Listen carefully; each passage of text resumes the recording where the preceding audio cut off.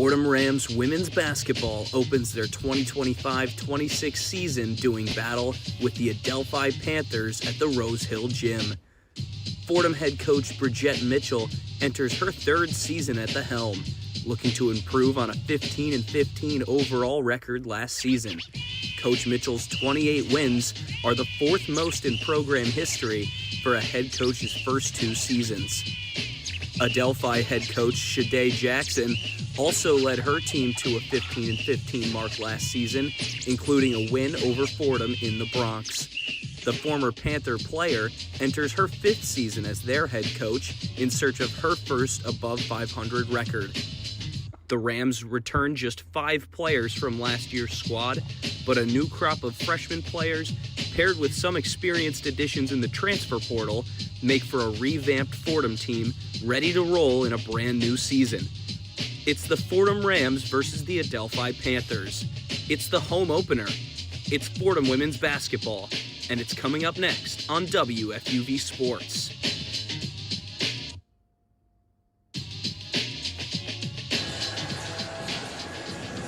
Welcome, ladies and gentlemen, inside the historic Rose Hill Gymnasium on the Rose Hill campus of Fordham University in the Bronx, New York. I am Tucker Austin, joined today by Kurt Sippel.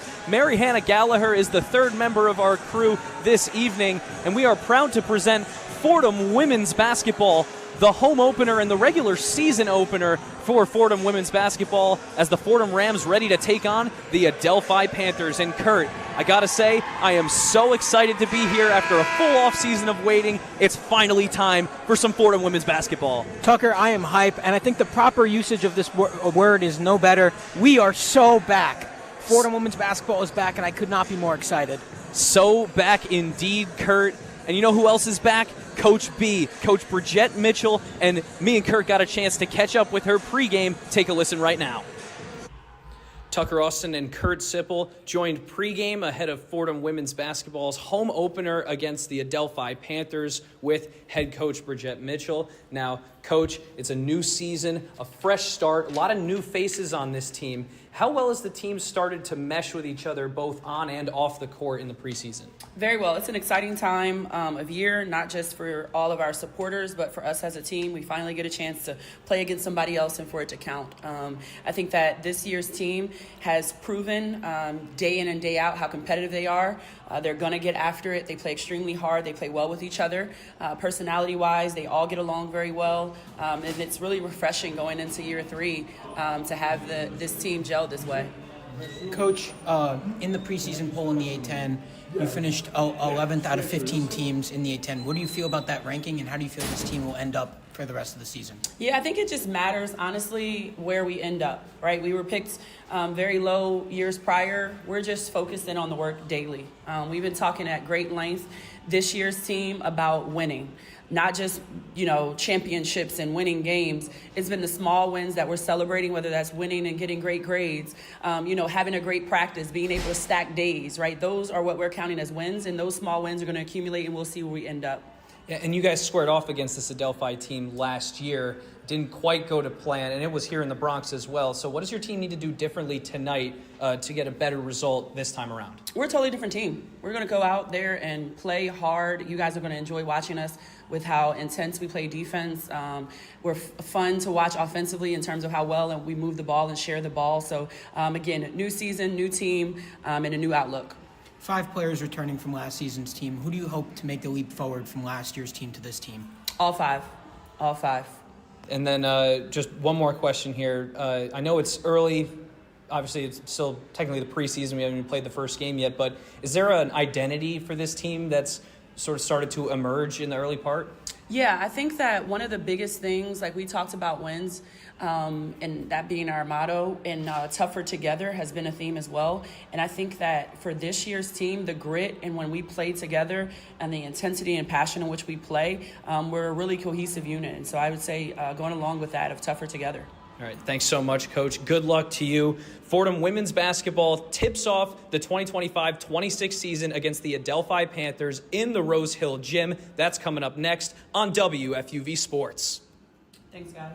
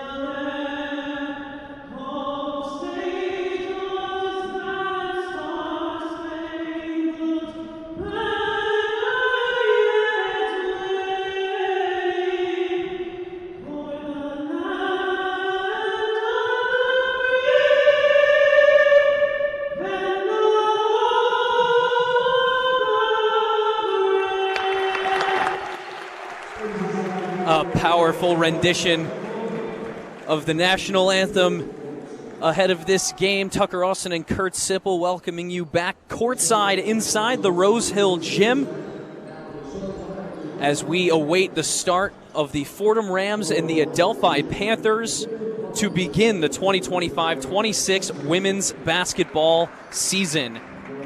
Kurt, both of these teams have lost a lot of contributors. Fordham only returning 5 players from last year's team. 2 of the leading scorers from Adelphi also lost either to graduation or loss of eligibility. This looks like it could be a defensive slog today with both of these teams heavily focused on defense last season. Well, both of these teams, that's exactly what they're going to try to do this entirety of this game, is trying to play their style of defense. Both teams very highly rated in their conferences in defense, and 5 players remaining from Fordham from last season. Now you have a lot more newcomers coming from this season going on, as well as in Adelphi, 7 newcomers on this team.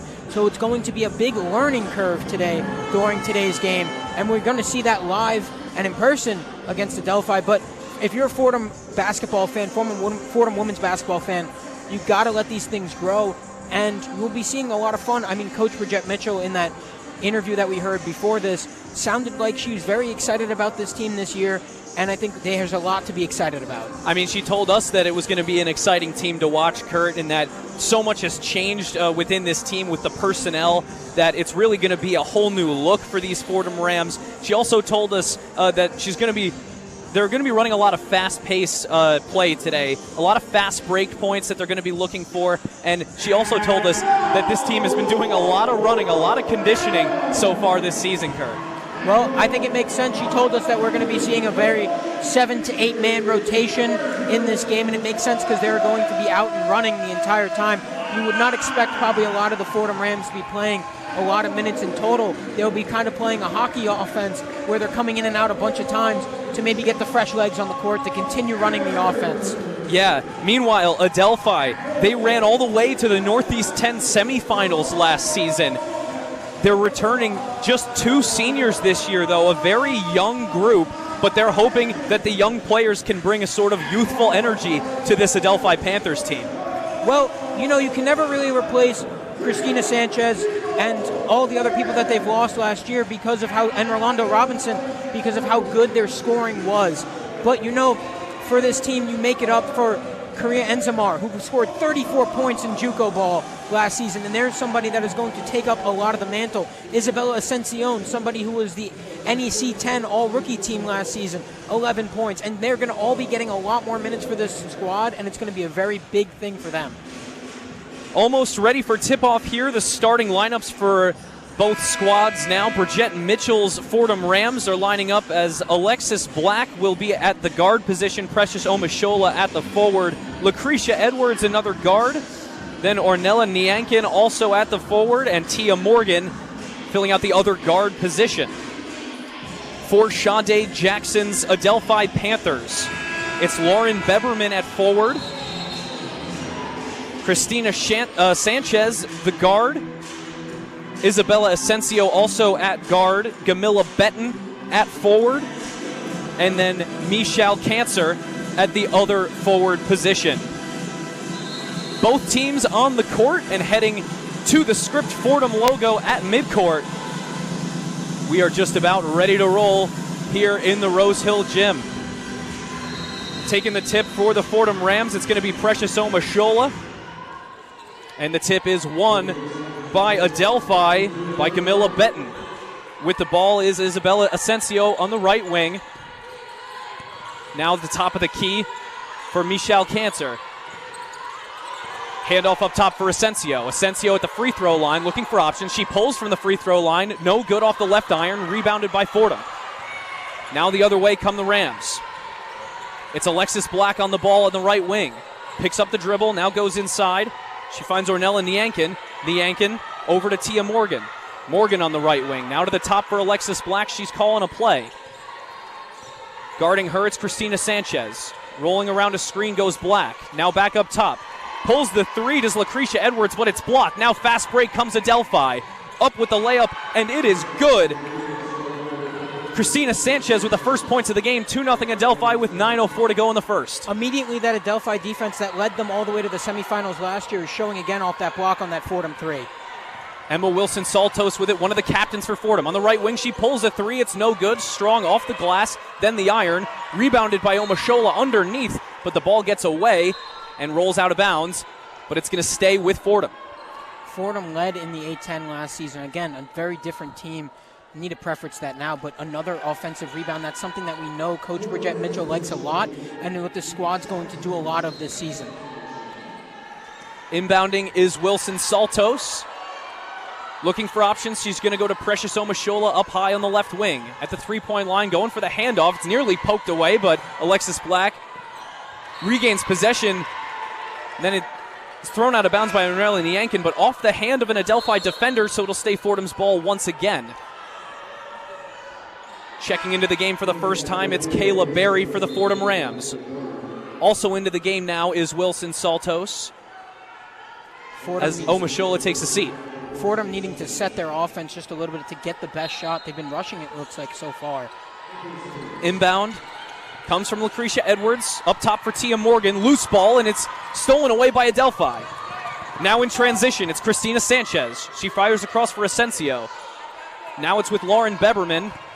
And now back to Sanchez and up to Asensio at the top of the key. She's guarded by Wilson-Saltos. Goes down to Christina Sanchez. Now it's up top for Lauren Beberman. Beberman dumps it off, and that's stolen away by Kayla Berry on the pass intended for Michelle Cancer. The ball goes back court. It's going to be a backcourt violation against Adelphi. Tucker, I think we're in for a very low-scoring game today. Immediately, all great defensive possessions so far. It's going to be really tough for either team to be able to get off a shot this game and dribble properly, because right now everyone's in their faces. 2-0 Adelphi leads, 8:13 to go in the first quarter. Tia Morgan hands it off for Alexis Black. Black at the top of the key, now moves inside and tries to outlet to Tia Morgan, but it's loose and Christina Sanchez has the turnover. She goes free with the left hand through the lane and good. 4-0 Adelphi, 7:54 to go. Christina Sanchez has all 4 points for the Panthers. Now it's Tia Morgan on the right side for the Rams. She dumps it back up top for Alexis Black. Alexis Black, handoff for Lucretia Edwards. Her three is no good. Off the left iron and bounces to the right, but it's rebounded by Adelphi. Immediately we're seeing Adelphi in the fast break doing a really good job in getting into the paint, and they're really pacing up this Fordham defense as well. Asensio has it and dumps it off for Gamila Betton. Betton finds Michelle Cancer. Her layup is no good, rebounded by Kayla Berry. It was looking like Michelle Cancer was trying to get the foul play there, but it did not work out in her favor. Fordham has it now with Alexis Black. Now swung to Kayla Berry.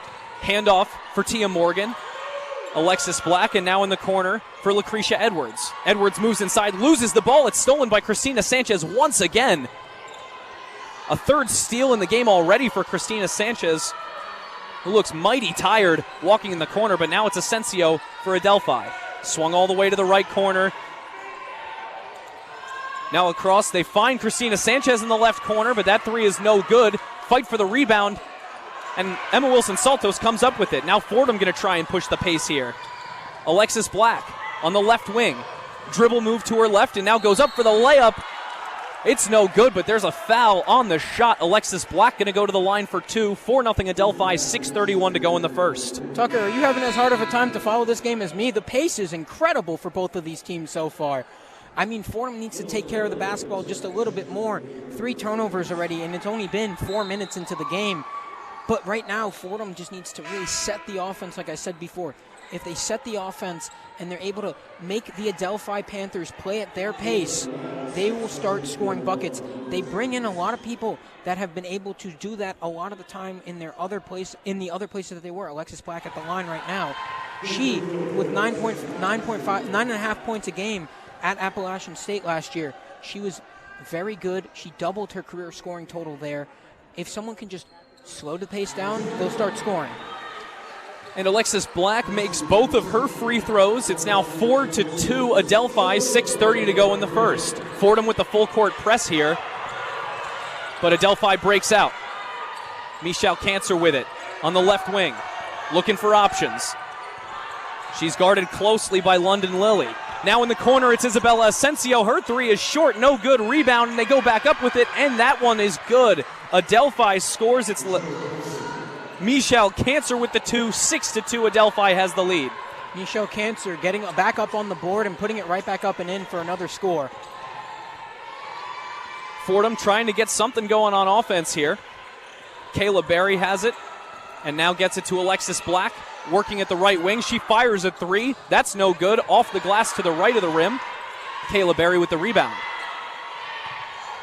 Alexis Black, top of the key. Screen set by Wilson Saltos, but it's going to be a foul against Wilson Saltos on the screen. It's going to be a really tough game today if Fordham's going to keep giving the ball away and giving more chances to Adelphi. I mean, the biggest issue so far in this game is that you're giving Adelphi chances to score. Giving them these chances to score is just going to open their lead so far.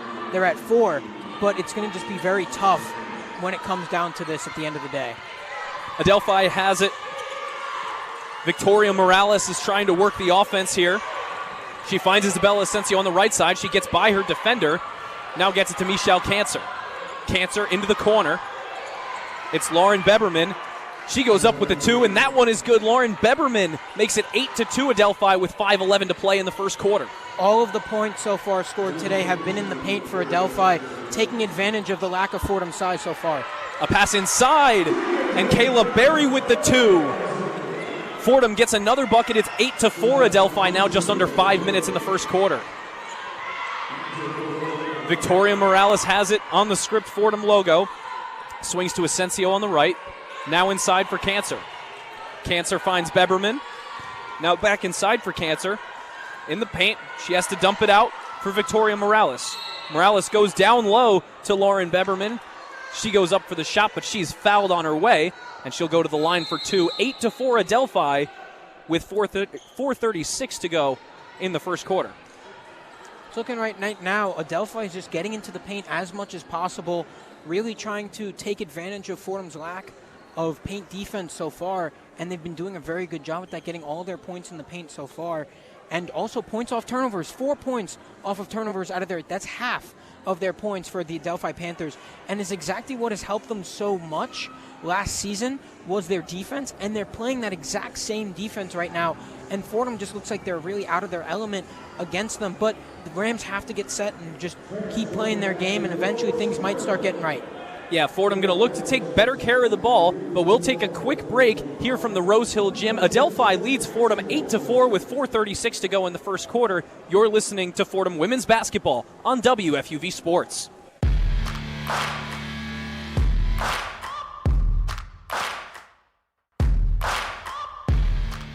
What's up, everyone? I'm Chris Carino. I'm Brendan Shorey. And I'm Tucker Austin. Your Fordham football broadcasters for the 2025 season. Join us every Saturday on 90.7 FM and on WFUV Sports YouTube page for live radio broadcasts of every Fordham football game as the Rams continue their quest to their first Patriot League title since 2014. With a new look offense and veteran leaders on defense, you won't want to miss this. Fordham football, every weekend on WFUV Sports.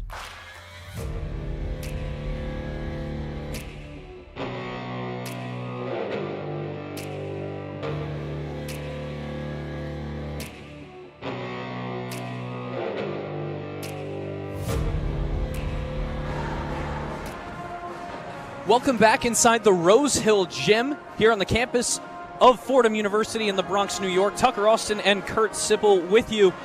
Mary Hannah Gallagher is the third member of our crew, and boy, Kurt, I'm glad we got that media timeout under 5 minutes because I needed a second to catch my breath. What a fast-paced and really electric first 5 minutes of the game here. Could barely keep up with it. But at the end of things, Fordham trails by 4 with 4.5 to go in the first quarter. Tucker, I'm having a hard time following the ball. And that's something, even in NBA games, you can usually follow the ball, and they're playing with very fast pace too. But these two offenses here, picking up pace as much as possible and getting it into their spots also. And they're doing a really good job at that. And Adelphi, hats off to them, playing the exact same game that they played last year that led them to a win, 58-50 last year in the play that they did. I don't think we might crack 50 points today, but we might get lucky at that. We're only at not even at double figures yet, and it's 4:36 to go. I know Adelphi's at 8, but you might see a very low-scoring game tonight. Yeah, as you mentioned, Kurt, last year's game between these two squads, almost a year ago to the day. It was actually November 4th, 2024, the last time that these two teams matched up. That game ended 58-50 in favor of Adelphi. Not a necessarily high-scoring game, very much a defensive battle. And it certainly seems like that's what we're looking at again today. But credit Christina Sanchez, because she has had an excellent first 5 minutes, already 3 steals. She had 4 steals against Fordham last year, so already about to eclipse that mark as Lauren Beberman stands at the free throw line for Adelphi. Her first free throw is good to make it 9-4 Panthers. Sade Jackson of the Adelphi Panthers, their head coach, said that Christina Sanchez is one of the people that she wants to see step up in replacement of Caitlin O'Connell and Rolanda Robinson, and she's been doing that today.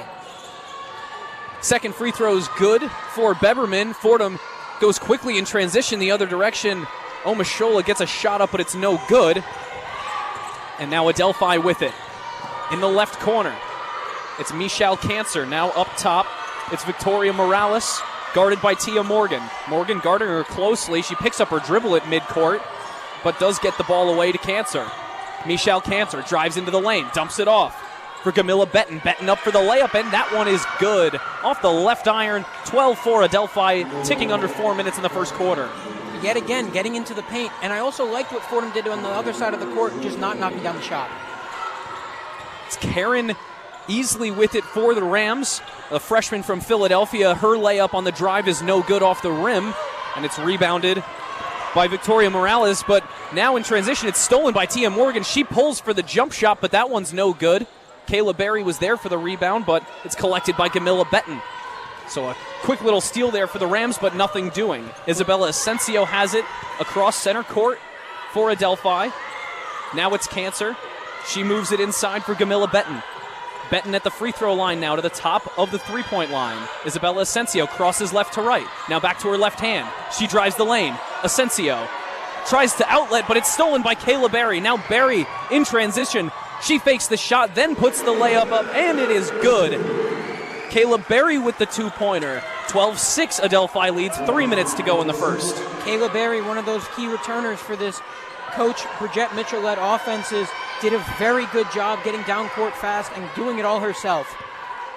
Plenty of noise in the Rose Hill Gym for the first game of the season for the women's basketball program. As that pass is out of bounds off the hands of Victoria Morales. And it looks like Fordham will gain possession on the turnover there. 2:41 to go in the first quarter, 12-6. Adelphi has the early lead. It's looking like so far we're changing out some lines, getting in some new legs. I'm telling you, Tucker, they are playing the hockey offense today, just trying to get everyone in and out as fast as possible to get the fresh legs and run the ball. Fordham already up to 10 players who have checked into this game now. Tia Morgan has it on the right wing, screened by Omashola. Now Morgan drives inside and dumps it out to the left wing. Now it's up top for Mason Hill.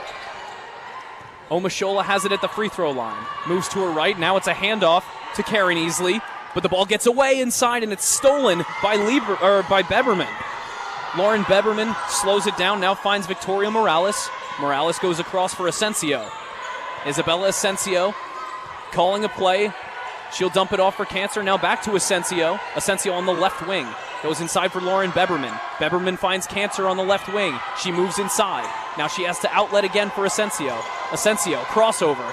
Now the pass inside is a great one, but that shot is blocked by Omashola. Camilla Benton with the layup attempt, but Omashola says no. That's exactly what you need if you're the Fordham defense so far.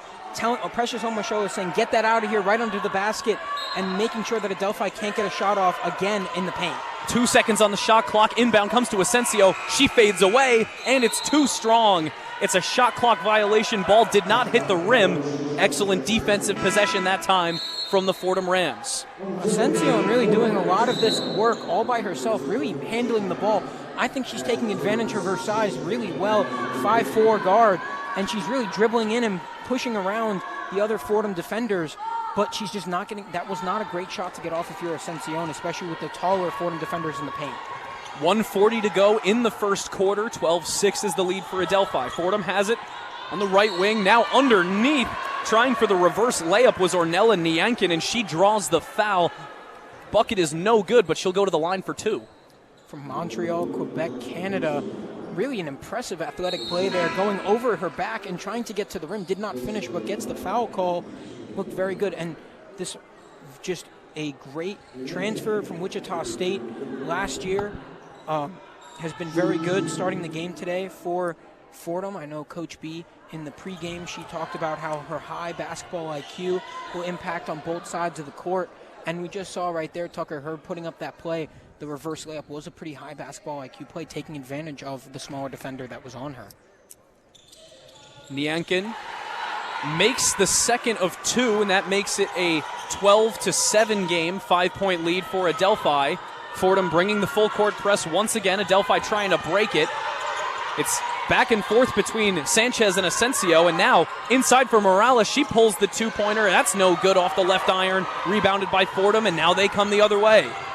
Karen Easley drives the lane. Now dumps it off for Ornella Nyankin, but a travel is called on Nyankin that time. Fordham just a little bit too far ahead of themselves that time, and it causes a turnover. Another turnover for the Fordham Rams. That's their 6th of the game. Adelphi has 5, but either way, you need to make sure that you're getting down on these turnovers just so you can get more of shots on the basket. And a steal comes out here from Mason Hill. She jumps the route. Hill has it on the right wing. Now she'll pull the 3, but it's long, no good. Omashola tries for the rebound, but she can't get it. Michelle Cancer reels it in. Now Adelphi going to slow it down. Under a minute, under 45 seconds now to play in the first quarter. 20 seconds on the shot clock. 12-7 Adelphi leads. Asensio on the right wing. Handoff for Christina Sanchez. Sanchez finds Morales. Her shot, no good. Rebounded by Cancer. She goes up with a layup. That's no good. And a fight for the rebound. Ball goes out of bounds. Looks like last person to touch it was Karen Easley. And so Adelphi will retain possession with a fresh shot clock. Both teams playing very strong defense on that possession. So far, Adelphi shooting 38% from the field in this game. When they've taken jump shots, they really haven't looked that great, but have been taking good under the basket layups the whole game. Inbound comes from Morales to Asensio. Asensio spins to find some room. Now goes baseline and now gets it outside. Michelle Cancer thinks about a 3, but then thinks better of it and dumps it off for Morales. Now inside, Morales with the lay. That's no good. Over the rim. It's rebounded by the Rams. Now Mason Hill has it. She goes cross court for Alexis Black. Now to the left post for Precious Omashola. Backs down her defender, but the ball gets away. And it's going to be Adelphi's ball. Last touched by Omashola. Another turnover by the Rams. Yet another turnover, not taking care of the basketball, and Adelphi is going to push the ball up and probably get a shot off into the paint. And Asensio will dribble it out to the end of the first quarter. A high-pace, high-action first quarter, Kurt, but not a very high-scoring one. Adelphi leading by a score of just 12-7 after the first quarter. Coach B was not wrong when she said that they were going to be playing an exciting brand of offense. And I'm very excited watching this offense because it is very fun and fast-paced offense. But so far, it's just not been enough offense right now, not scoring the rock very great. Fordham so far in the game shooting 20% from the field, and they're 0 for 5 from 3. They just need to do something different in the second quarter. Yeah, Fordham going to have to change some things around, but with 10 minutes gone in the game now at the end of the first quarter, we're going to send it back to the Rose Hill studio for a one-on-one scoreboard update with Izzy Randazzo. Take it away, Izzy. The one-on-one scoreboard. In the A-10 conference, 10 women's basketball games are being played today. The Duquesne Dukes beat the St. Francis Red Flash 89-60, grabbing their first W of the season. The score of the UDC Firebirds versus George Washington Colonials game is 39-63, with GW leading during the third quarter. Mansfield versus St. Bonaventure is underway, with St. Bonaventure leading 17-5 in the first quarter. Rhode Island plays Manhattan, tipping off at 7, and Loyola Chicago faces Milwaukee. That one's also at 7. At 7:30, we've got St. Louis playing Missouri State, as well as Dayton facing off with Illinois State. With the one-on-one scoreboard, I'm Izzy Randazzo.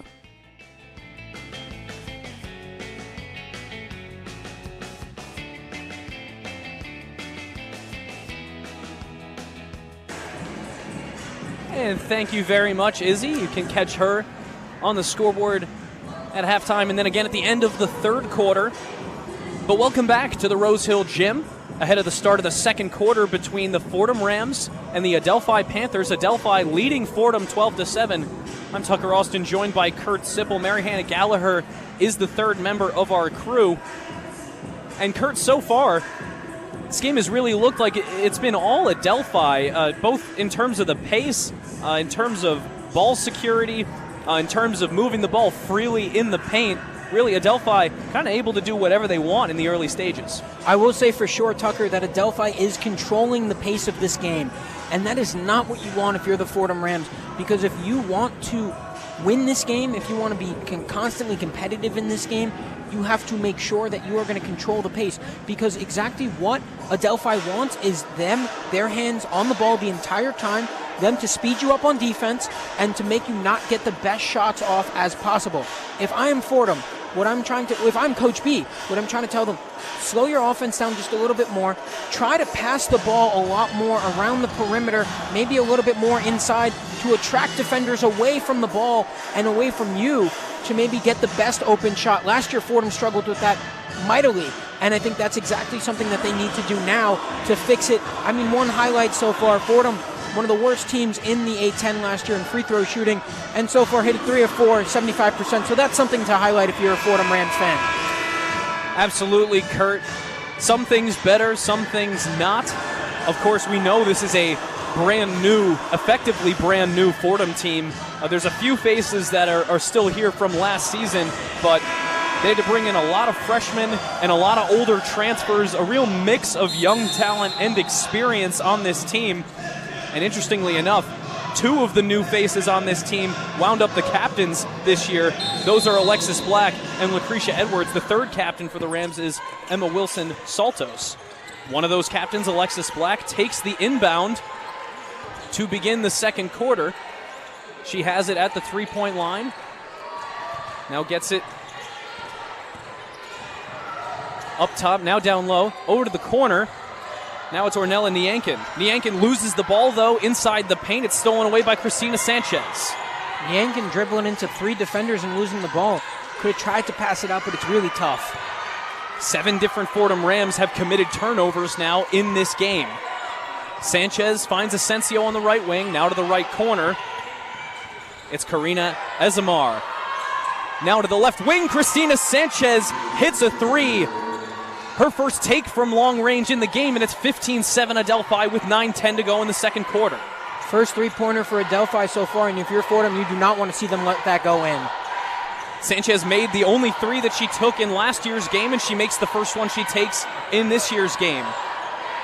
Inside, that time it was Ugne Sertauteta for the Fordham Rams. The new arrival, a transfer from Providence College. She went up for the layup, but it wound up out of bounds. Looked like there may have been a foul called, but it is just an inbound. Ugne very used to this very hard play from international play in Lithuania. Inbound for the Rams. Alexis Black has it on the left wing. Fordham in full body white at home. Goes down low to the left block for Ugne. She backs down her defender. Now goes up with the layup, and it's good. It kisses it off the glass. Ugne Sertauteta with the 2, and it's 15-9 Adelphi. Ugne taking advantage of her smaller defender, Michelle Cancer, 5'9", to Ugne 6'1", taking advantage and getting that Kareem skyhook. Isabella Asensio screaming the play call at her team. She can barely hear with the noise in the arena. Now Christina Sanchez has it. She sends it back to Asensio, guarded by Alexis Black. Asensio moves inside, looks for an outlet, and she finds Karina Ezamar. They go to the left corner with Asensio, but she steps out of bounds. It's a turnover against Adelphi this time. Fordham has the ball. Exactly what you want if you're Fordham. You just sped up their defense. And something I'm surprised about so far today, Tucker, we have not seen Karina Ezamar take a shot. 34 points in JUCO ball, and she has not taken a shot yet in this game. Kayla Berry has it for the Rams. She finds Ugne in the paint. Ugne goes up through contact, and this time she does draw the foul. No good on the shot, but Ugne Sertau Teta will go to the line for her first free throws as a Fordham Ram. Ugne so far playing really good basketball, taking advantage of her big size and just getting into the paint and getting the shot off that she wants. Not say it was not a basket, but she did get it off and then got the foul shots. She misses her first, but you need that if you're Fordham. That's the way you get back into this game. Right now, 15-9, Adelphi leading, but you just sped them up. You got a really good defensive possession, and now you got free throws on the other side of the court. Sertau Teta's second free throw toilet bowls home. She was an 84% shooter from the line last year, but goes 50% from the line on that trip. 15-10, Adelphi leads, 7:54 to go in the second quarter. Fordham is running another full press here against Adelphi. It's the back and forth again between Asensio and Sanchez to break the press. Now Asensio guarded closely by Mason Hill. Kayla Berry tries to steal on the pass to Karina Ezamar. Now it's back up top for Asensio. Asensio spins, moves past the free throw line. She fades away. Her jumper's no good. It's a bit strong. Rebounded by Ugne. Good defensive possession for Fordham right there, getting it, making sure they block the paint, and love the full court press. They get it inside to Ugne. She goes up with the left hand this time, but it's no good, just a little short. And there's going to be a jump ball possession going in the direction of the Adelphi Panthers. 5-point lead for Adelphi with 7:17 to go in the second quarter. I'm really liking what Fordham is doing so far with Ugne, making sure that she gets the touch almost every time on the offensive possession in the second quarter. Liking the coach, Bridgette Mitchell, play calling, doing a very good job at making sure they get into the paint and take advantage of the smaller Adelphi team. Asensio has it. She gets it to Ezamar. Ezamar back to Asensio. Asensio on the right wing. Adelphi wearing full black with a yellow checkerboard design on the side. Shot there is no good from Ezamar. Rebound Fordham. Quick transition to the right wing. The three is up from Alexis Black, and it's pure. Alexis Black knocks down the three, and it's a 2-point game, 15-13 Adelphi with 6:45 to go in the second. Alexis Black making sure that Fordham gets their first three-point shot right through, and a great possession for Fordham, and now making the game that they were down 5 points in, now only down 2 for the next one coming up. Timeout taken by Adelphi after the three. And we have a chance to get to the third member of our broadcast crew. Here's Mary Hannah Gallagher with a sidelines report. Mary Hannah. Thank you, Tucker. Yeah, right before tip-off, you could see that the Fordham coaching had one clear message, and it was written in bold on their whiteboards that you are a Ram and you have to play like it. You have to play like it and you have to own it. And you can see that that focus early on was kind of waning, but as soon as we hit halfway through the first quarter, you could really see the Rams really start to lock in with those first free throws that went in their way, and that clearly gave them a different rhythm going into the rest of this game. They've had a confidence since that, and since have been preaching that they need to get open, wake up, hustle, and they're building game plans in these huddles about how to get the ball moving inside the paint while also having movement across court as to really build more ball movement and being able to get inside the circle and making more playmaking opportunities to put the Rams in a position to take this game back. Thank you. Thanks so much, Mary Hannah. Great work as always. She'll be with us for the rest of the evening as we await the restart of play. And boy, Kurt, what a different complexion this game now has after that first quarter where Fordham really just kind of stumbling over themselves and turning the ball over a lot. We mentioned 7 different players from the Fordham Rams had a turnover individually just a couple of minutes into the second quarter, but now we're not even halfway through the second quarter, and Fordham is all the way back in this game. It's a 2-point game after the 3 by Alexis Black. Alexis Black, a 3-level scorer. That's what Coach B called her throughout the offseason when they picked her up from Appalachian State, was that she was a 3-level lefty scorer, able to do pretty much anything on the court, and they've been doing such a good job getting her that open 3. That's exactly what you want if you're for the Fordham Rams, knocking down an open 3 like that. She had a very high arc on that 3, a very rainbow 3.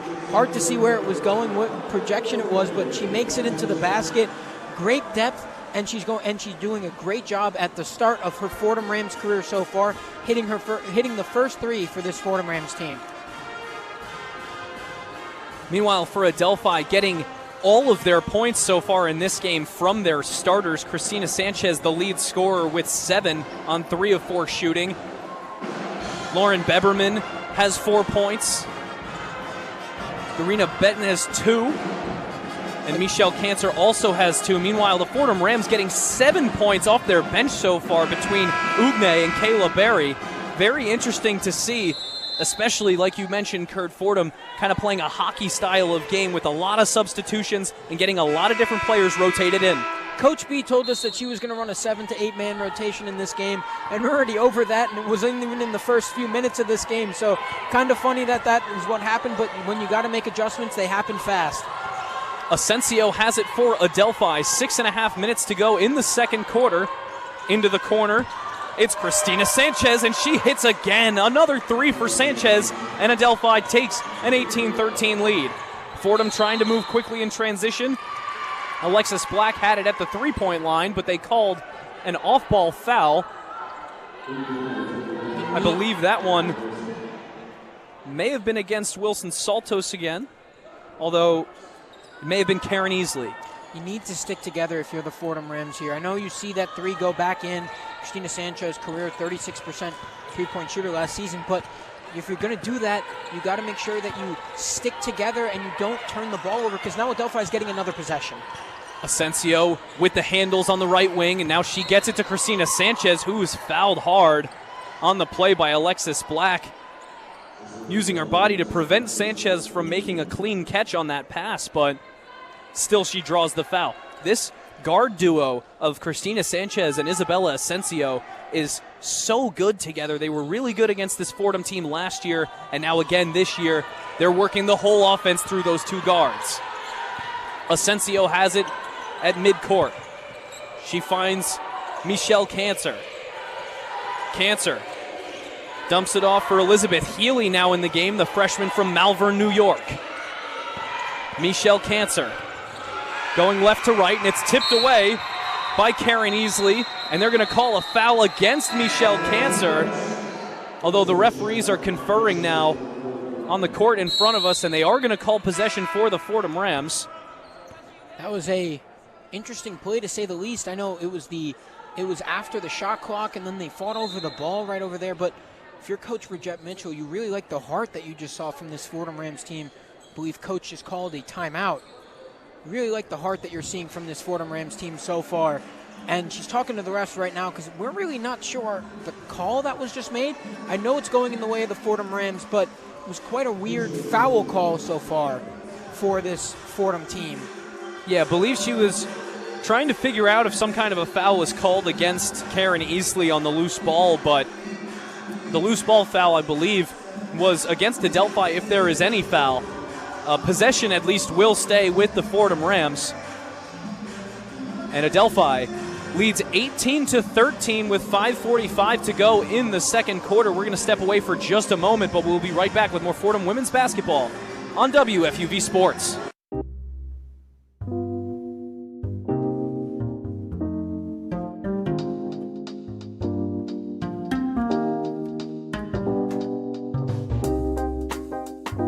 I'm Kurt Sippel, telling you to tune into One on One, New York's longest-running sports call-in show. Catch us live every Saturday on our WFUV Sports YouTube Live from 11 a.m. to 2 p.m. and later on 90.7 WFUV from 11 p.m. to 2 a.m. We break down the week's latest headlines with our collection of tri-state area beat reporters, along with interviews with your favorite athletes. And we welcome you back inside the Rose Hill Gym with live action. Adelphi with the basketball up 18-13, 5:27 and counting here in the second quarter after an empty Fordham possession. Ball tipped away by Kayla Berry, and she's streaking towards the basket. Easy layup with the right hand. Kayla Berry has Fordham back within 3. It's 18-15 Adelphi. Kayla Berry, a great steal there for the Fordham Rams, getting right into her own element, getting up into the lane, and just putting the ball up on the off of the backboard there.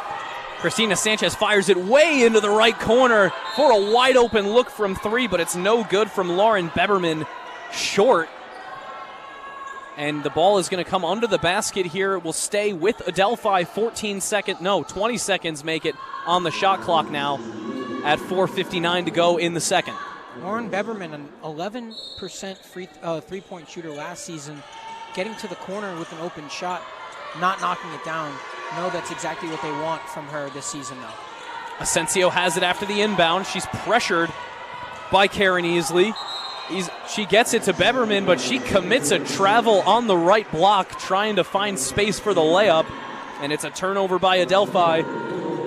Fordham with possession, down by 3. Kayla Berry inbounds for Karen Easley. Easley going to bring the ball up. The freshman moves from her right to her left to the left wing, screen set by Berry. Now she finds Precious Omashola. Omashola gets it to London Lilly, now up top for Kayla Berry. Berry to Easley, but then there's a foul on the floor. The shot by London Lilly after the foul call went down but will not count.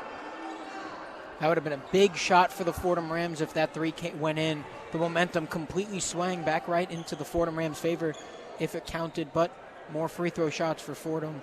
Actually, no, it is not free throw shots. They're going to inbound the ball. Yeah, baseline for Karen Easley. She gets it to Tia Morgan, who goes up with the layup, and it's good. A bang-bang play on the inbound for the Fordham Rams, and it's a one-point game, 18-17, Adelphi leads. 4:20 to go in the second quarter. Isabella Asensio has it for Adelphi, guarded by Karen Easley. Easley making things difficult for Asensio on the right wing. Now comes across to the top of the key. Loose ball, and it's stolen away by Karen Easley. Easley going to push the pace now. She gets it to Tia Morgan. Now back to Easley up top, and she'll slow it down to work the offense. 3:50 to go in the second quarter. Easley has it and goes around an Omashola screen. She gets it into the corner for London Lilly. Her three is just long. Kayla Berry with the rebound, though. And that pass from London Lilly goes over the head of Precious Omashola underneath. Omashola didn't see it coming.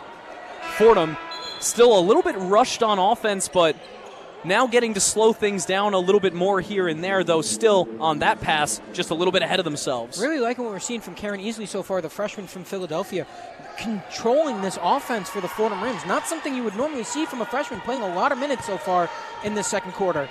And guarding the lead ball handler for Adelphi in Asensio. Asensio has it on the right wing, guarded by Easley. Screen set by Healy, and then London Lilly knocks the pass out of bounds off the hands from Lauren Beberman. Beberman will inbound for Adelphi. 3:23 to go in the second quarter. The Panthers still lead 18-17 over the Rams. Home opener and regular season opener for Fordham women's basketball in their 55th season in program history. Ball into the corner for Beberman, but it's through her hands and onto the Fordham bench. Out of bounds, and Fordham will retain possession. London Lilly and Karen Eastland doing really good stuff for this Fordham offense so far, and defense. London Lilly knocked the ball away 2 times that I can remember, and then again, just being there in the presence and getting the ball turned over for Adelphi, doing a really good job for both freshmen. Easley works around a Kayla Berry screen. Tries to get it to Berry, but it's not there. London Lilly has it on the right wing. Now it's Karen Easley. Easley works around a Berry screen and fires up a 3. That's no good. Lilly with the rebound, and she puts it back up for 2. Fordham has their first lead of the night. It's 19-18 Rams with 2:45 to go in the second. London Lilly, the clear 14-point scorer in high school, doing a really good job on offense and defense, both sides of the court. Adelphi trying to answer quickly. Morales, jumper from the right side is long, no good. Ball rolling on the floor, but Lauren Beberman just tried to keep it in bounds with her foot, playing a little bit of soccer out there on the baseline, but that ball out of bounds. And as another turnover by Adelphi, Fordham gets the ball back with their first lead of the night. Laughing towards the bench right there for Beberman. I mean, Tucker, we already mentioned hockey, now we're mentioning soccer. How many more sports today in a basketball game can we mention? We'll find out, won't we, Kurt? Tia Morgan has it on the right wing for the Rams, but she loses possession. Morales with the steal, and now Asensio has it. She fires it into the corner for a wide-open Christina Sanchez, but she misses off the right iron. Fordham going to push the pace the other direction. It's Alexis Black, gets it up top for Kayla Berry. It's a 2. It's no good. Fight for the rebound, a strong fight from Ugne. Serto Tata battling underneath the basket against Adut Ring for Adelphi. It was a jump ball, possession arrow pointing in the direction of Fordham. I'm really impressed with what we've been seeing from London Lily. Ugne has been really good today. Really, all the people with height have been helping out this Fordham team so much. Ugne setting a screen here too. And a quick shot goes up from Lucretia Edwards, but it's no good. It rims out. Now ticking under 2 minutes to go here in the first half. Fordham with a 19-18 lead over Division II Adelphi. Top of the key, it's Morales. Swings it across for Sanchez. Now back to Morales, who pulls the three-pointer, and that's good from the right wing. She hits the ice-cold Vane Selly. And Adelphi has a 2-point lead once again. It's 21-19. Alexis Black has it on the right wing for the Rams. Moves around a screen. Now gets it back to Barry, who set the screen. She goes up for the layup, but it's blocked by Beberman. Rolls out of bounds off of Beberman.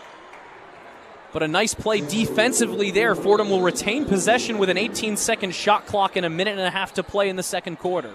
A big three right there, doing their best mellow impression on the other side of the court, and then another defensive possession for Adelphi. Their momentum has swung back into the Adelphi favor.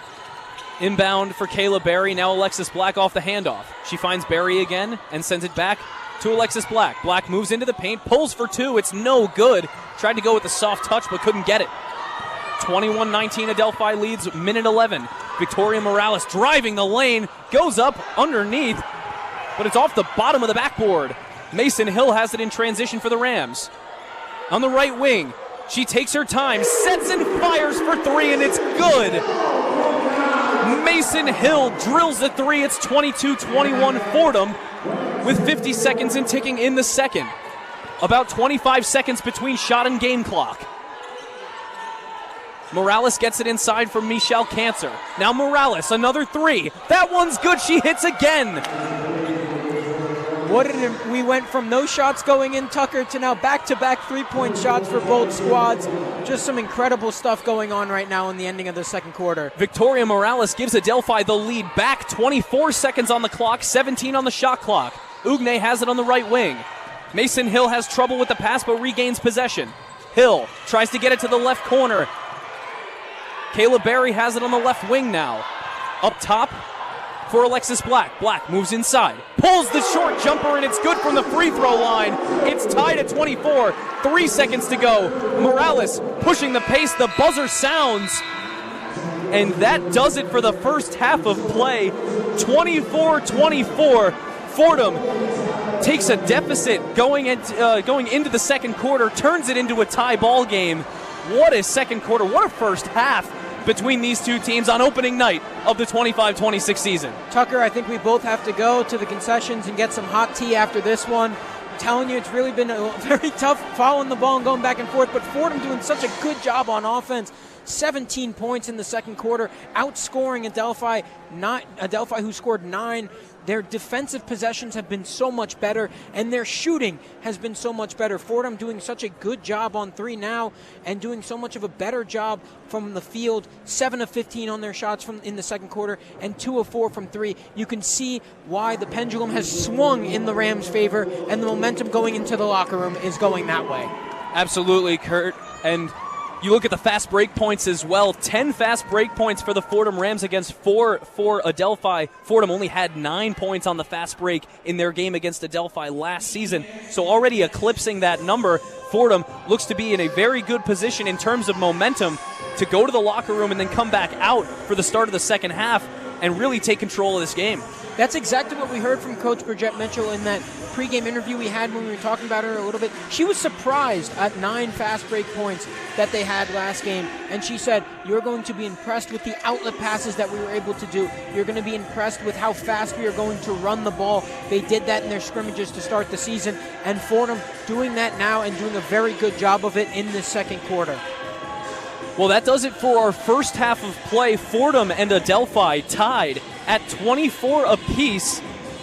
And for halftime, we send it back to the Rose Hill studio for the one-on-one halftime report. Here are Izzy and Tizzy, Izzy Randazzo and Thomas Tisdale. Take it away. The one-on-one halftime report. An exciting opening day in the world of NCAA. Welcome into the one-on-one halftime show. I'm Tom Stisdale, joined alongside by Izzy Rendazzo. It's been a tense opening half for Fordham women's basketball in the opening game of the season. But before we get into our analysis of the action, Izzy has a one-on-one scoreboard update for us. The one-on-one scoreboard. It's an exciting opening day in the world of NCAA women's basketball. With UConn and South Carolina ranked at the top spots for the preseason ranking, it's definite that this season will be an electric season. UNC handed NC Central a loss, defeating them 90-42. Baylor narrowly beat Duke by 6 points with a final score of 58-52. The Iowa State Cyclones reigned victorious, taking the win over the St. Thomas Tommies 85-36. Vanderbilt handed Cal Berkeley their first loss for this opening day with a final score of 74-65. Later this evening, we've got more matchups happening, including San Diego State taking on UCLA. With the one-on-one scoreboard, I'm Izzy Randazzo.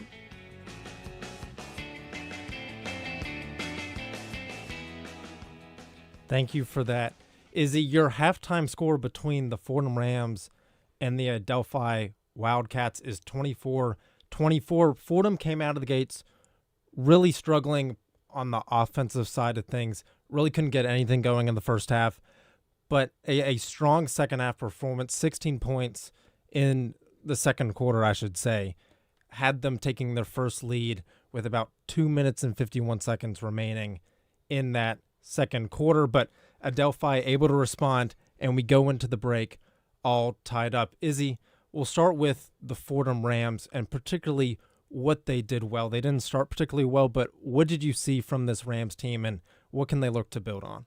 I'm thinking our defense is looking great. 9 defensive rebounds for the Rams. Where we could improve, probably shooting the three a little bit better. Currently 2 for 9. You know, there is a little bit of room for improvement. But Fordham's in a good position, and it's time to lock in and win. Yeah, this Fordham's defense has been particularly outstanding, and they've been making up for some miscues on the offensive end. I think one thing that impressed me the most about this Fordham team is their ability to force the turnovers and convert those turnovers into points. They forced 12 turnovers on an Adelphi team that really doesn't, a strong D2 program that doesn't turn over the ball that much, and Fordham was really able to make them pay with 10 points off those turnovers. But now switching over to what Fordham struggled with in that first half, and we can talk about the offensive side, but Izzy, was there something in particular on the offensive side that Fordham is just unacceptable for the first game of the season? I think our 3 points are not the best. We're currently 0-5. Definitely some room for improvement there. But, you know, I think after the locker room talk, you know, kind of just getting into a better mindset, locking in more, that could definitely change. Yeah, this Fordham team is not particularly known for their three-pointing prowess. I remember last season it was a struggle behind the three-point line for this Rams team, and I'd like to see them move away from it. They have a bit of a size advantage on this undersized Adelphi team, so I'd like to see Fordham exploit that size advantage a little bit more. And one thing I'd like to see them continue to improve on was dating back to last season, they were incredibly strong on the offensive glass, 24th in the country with offensive rebounds, and they got 7 in this first half. They struggled on the offensive glass in the first quarter, as they did with many things, but in the second quarter, they really turned it up on the glass, and they crashed hard, and we can see that in their in the final score, 16 points, and a large, and many of those were due to their offensive rebounds. Now switching over to the Adelphi side, this D2 program, they won last year against this Fordham team. They came in out of the gates hot. They come out cooking, but they really simmered down in the second quarter, really couldn't get anything going. Izzy, what'd you see from this Adelphi team? Good offense, honestly. It's. I feel like that's where we're definitely struggling, and they're capitalizing on that and making use of it. So yeah, we got to fight back on that, but yeah, they're doing excellent with that. I think one player that has impressed me the most from this Adelphi team is Christina Sanchez. She came in last season only averaging 5.7 points per game, but she has really taken over for this team. She has 10 points for this Adelphi team, and it's obvious that this offense runs through her. Morales has also been really strong for this Adelphi team, making both of her three-pointers. So I'd like to see this Fordham team limit Adelphi's three-point making sort of abilities, force them into their paint, and use Fordham's size to their advantage. I'd like to see that from this Fordham team. And one note about this Adelphi team, last season they were 9-1 when scoring 60 or plus points, and only 6-14 when scoring less than 60. And with their current place, they're well under that 60-point mark. And credit to this Fordham team, they've been really incredible.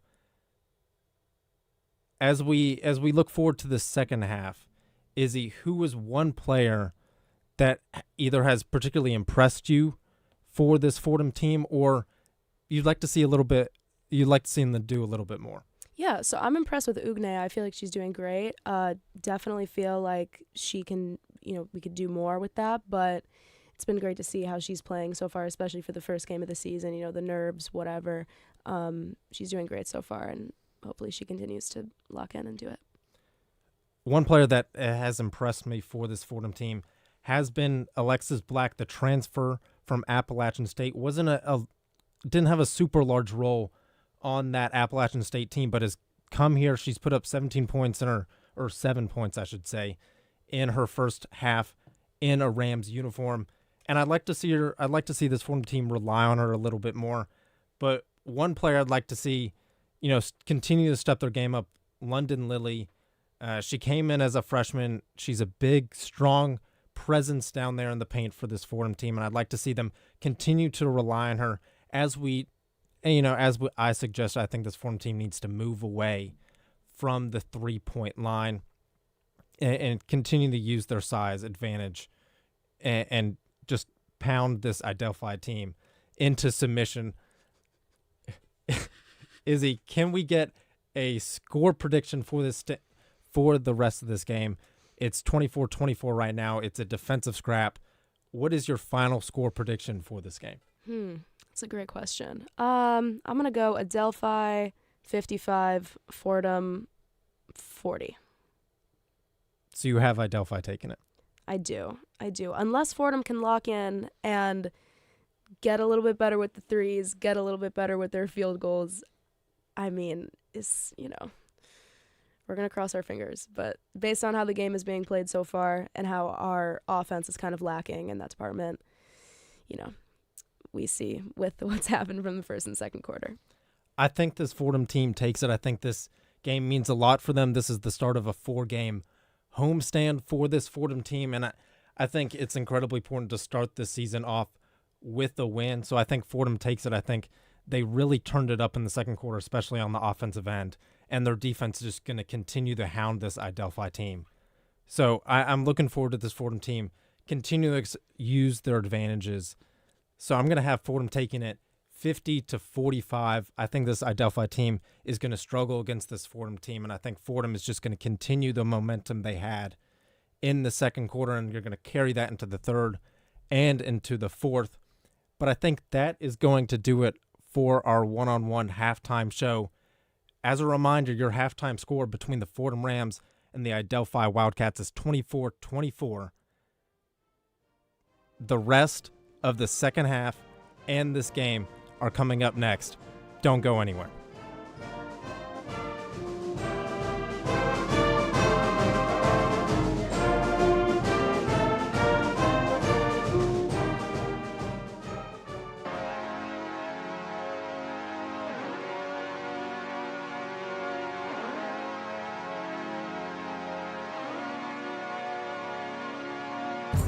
Hello, everybody. I'm Chris Carino. And I'm Joe Henry.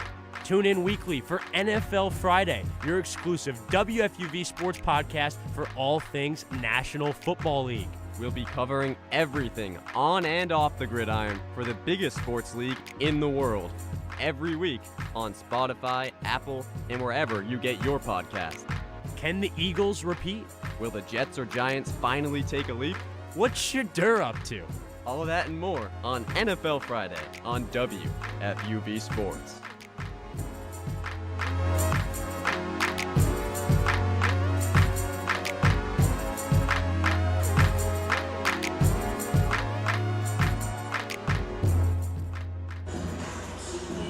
Welcome back, ladies and gentlemen, inside the historic Rose Hill Gym here on the Rose Hill campus of Fordham University in the Bronx, New York. It's the home opener, it's the regular season opener of Fordham women's basketball here in the Rose Hill Gym. Fordham and Adelphi are all knotted up at 24 apiece after 20 minutes of play. And before we start the second half, we have another sidelines report from the third member of our broadcast crew, Hannah Gallagher. Hannah, take it away. Thank you, Tucker. At the end of that last quarter, we could really see that Fordham was leaning into that "You're a Ram" mantra here. You could see it every time they scored. Players flashing those Ram horns with their hands, really buying into that energy. The ball movement was sharper, too, with emphasis on reversing the ball in those huddles and taking confident chances inside the paint. That is a huge improvement from the first quarter, and they really put in the effort, leaving everything on the court to get this game to where it is now. There's still some areas to tighten up, though, showing things like moving a little bit more around the circle and getting that ball really in to be able to get those offensive chances. But this group looks way more connected and sure of themselves right now. And as far as the players are concerned, coming into the second half, the score is 0-0. Great analysis as always, Hannah. Thank you so much. And yeah, this Fordham team really does look very different from the team that we saw last year, Kurt. A lot more cohesive in that second quarter, like Hannah said, a lot more connected. The togetherness that Coach Bridgette Mitchell was talking about pregame really showed itself in that second quarter. It's the reason why this is a brand new ball game. I'll say, Tucker, that I felt like in the second quarter, Fordham bounced back well. I think they struggled with that a lot last season when it was, if you're down, don't let them beat you. And I think this game, Fordham did not let them beat them. Fordham did not let Adelphi beat them when it came to coming back, hitting shots, and playing defense. This Adelphi team, while intimidating on D, very, very intimidating on defense, Fordham was able to pick it apart just a little bit more and do good things and hit their shots in the second quarter. Well, I will say, Fordham's full press is getting picked apart by Adelphi. It looks like that they were able to train on that in the offseason, this entirety of the year. When you're seeing them full court press, the ball is getting moved by Adelphi so fast into the open lanes. They've practiced this so often, and if you're Fordham, you have to find a new defensive set, so Adelphi cannot do that. I like the full court press if you're Fordham, but if the point is that they're going to pick it apart, Adelphi, maybe start playing man backcourt and set your defense in the beginning so Adelphi cannot speed you up. Yeah, those two guards for this Adelphi Panthers team, Isabella Asensio and Christina Sanchez, have been so effective at breaking the press very quickly, just with sort of tic-tac-toe plays back and forth, just sending the ball across court and forcing Fordham defenders to leak forward to try and defend them. And they're just heaving the ball back and forth, breaking the press so easily. Christina Sanchez was one of the leading scorers for Adelphi in that first half. She had 10 points, the only player in double figures in this game.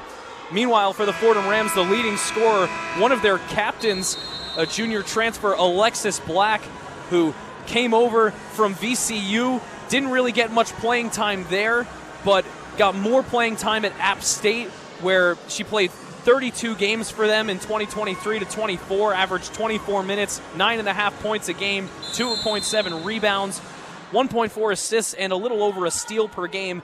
Alexis Black leading the Fordham Rams offensively in this game so far. And the second half is underway with the inbound. Lauren Beberman has it in the paint. She gets it to Camilla Benton. Benton spins and goes up with the layup. It's no good, off the rim, rebounded by Omashola, and Alexis Black pushes it the other way for the Rams. Alexis Black moves right to left, now to the low block on the left side. She dumps it out for Niankin. Ornella Niankin gets it to Lucretia Edwards, and now she sends it to Tia Morgan, still on the right wing. Tia Morgan steps up to the free throw line. Bounce pass inside for Omashola, and she's fouled as she goes up for the shot. It's no good. but Precious Omashola going to head to the line here with 9:23 to go in the third. Seeing the replay right now, that really good outlet pass to Precious, getting it up. She did not finish at the rim, but now has a chance to take the lead yet again with some free throws here for Fordham. She misses her first, but Fordham doing a really good job in the paint. Yet again, getting the ball to a big man and putting it up putting it up. You got to make these free throw shots if you're Fordham. Misses both, and Adelphi is going to get the ball back. Yeah, Omashola misses both free throws. She was a 30% shooter at the line last season, so not quite her forte, but still the biggest body on the court for the Fordham Rams right now. Fordham running that full court press again against Asensio, Beberman, and Sanchez. The three for Adelphi trying to break out. They get across midcourt. Isabella Asensio is guarded closely by Tia Morgan. She gets the handoff to Lauren Beberman. Beberman inside for Benton. Camilla Benton at the free throw line. Handoff to Sanchez. It's off her leg, but she regains possession on the right side high. Now steps back right at the top of the key for three. Christina Sanchez hits it. And Adelphi has the first points of the second half, 27-24. Fordham pushes the pace the other way. Alexis Black has it, and now she slows things down. Moves to the left wing, screened by Omashola on Sanchez. Now Nyankin has it. She gets it to Lucretia Edwards. Edwards finds Omashola on the left wing. Now Tia Morgan with the handles. Finds Ornella Nyankin. Nyankin tries to get it to Omashola inside, but it's stolen by Asensio. Asensio driving on Tia Morgan. Now she'll outlet all the way to the three-point line for Cancer, but then she thinks better of the three and restarts the offense. Isabella Asensio calling her play. Adelphi players rotating around, and now she gets it inside, and it's back up top for Asensio. Camilla Benton couldn't handle the pass. Asensio drives the lane through the left side and goes up with the left hand, and it's good. And a steal immediately on the inbound by Christina Sanchez, and another two. Adelphi scores 4 points in less than 5 seconds, and it's 31-24 Adelphi. Just an incredible defensive possession for Adelphi on both sides of the ball and scoring both ways off that steal. Fordham asleep a little bit on the other side of the floor, but now trying to get things going in the paint. Omashola is fouled underneath the basket. Looks like it's going to be on the floor, though, and Fordham will inbound from underneath. Tucker, I think we just need to break down those last few plays. We haven't had the time yet. But Fordham getting the ball stolen on the other side of the court, getting picked apart by the Adelphi defense as well. Christina Sanchez, I have written in my notes, specializes in three-point shots, and she has been doing that today for this Adelphi team. Inbound, and Karen Easley has it. Easley moving around the left side, now gets it up top for Lucretia Edwards. She drives, tries to put up a floater, but it's no good off the front iron. Rebound Adelphi. 7:19 to go in the third quarter. Adelphi leads 31-24, a 7-point advantage. Asensio has it. Now she gets it down low to Camilla Benton. Benton gets it to Beberman. Beberman drives, and now back to Benton. Benton drives on Omashola, but it's blocked. Now Kayla Berry pushes the pace the other way. She slows it down for Easley. Easley on the right wing, guarded by Asensio. Asensio pokes it out of bounds, and it will stay with Fordham. Asensio clapping in the face of Karen Easley after the nice defensive play. Precious Omashola, another good block for her on this game. Doing a good job. She's checking out of the game tonight now, but just doing a really good job on defense and smacking the ball away and getting another possession for Fordham. Now driving is Easley, and she falls. The ball is loose, and it's picked up by Adelphi.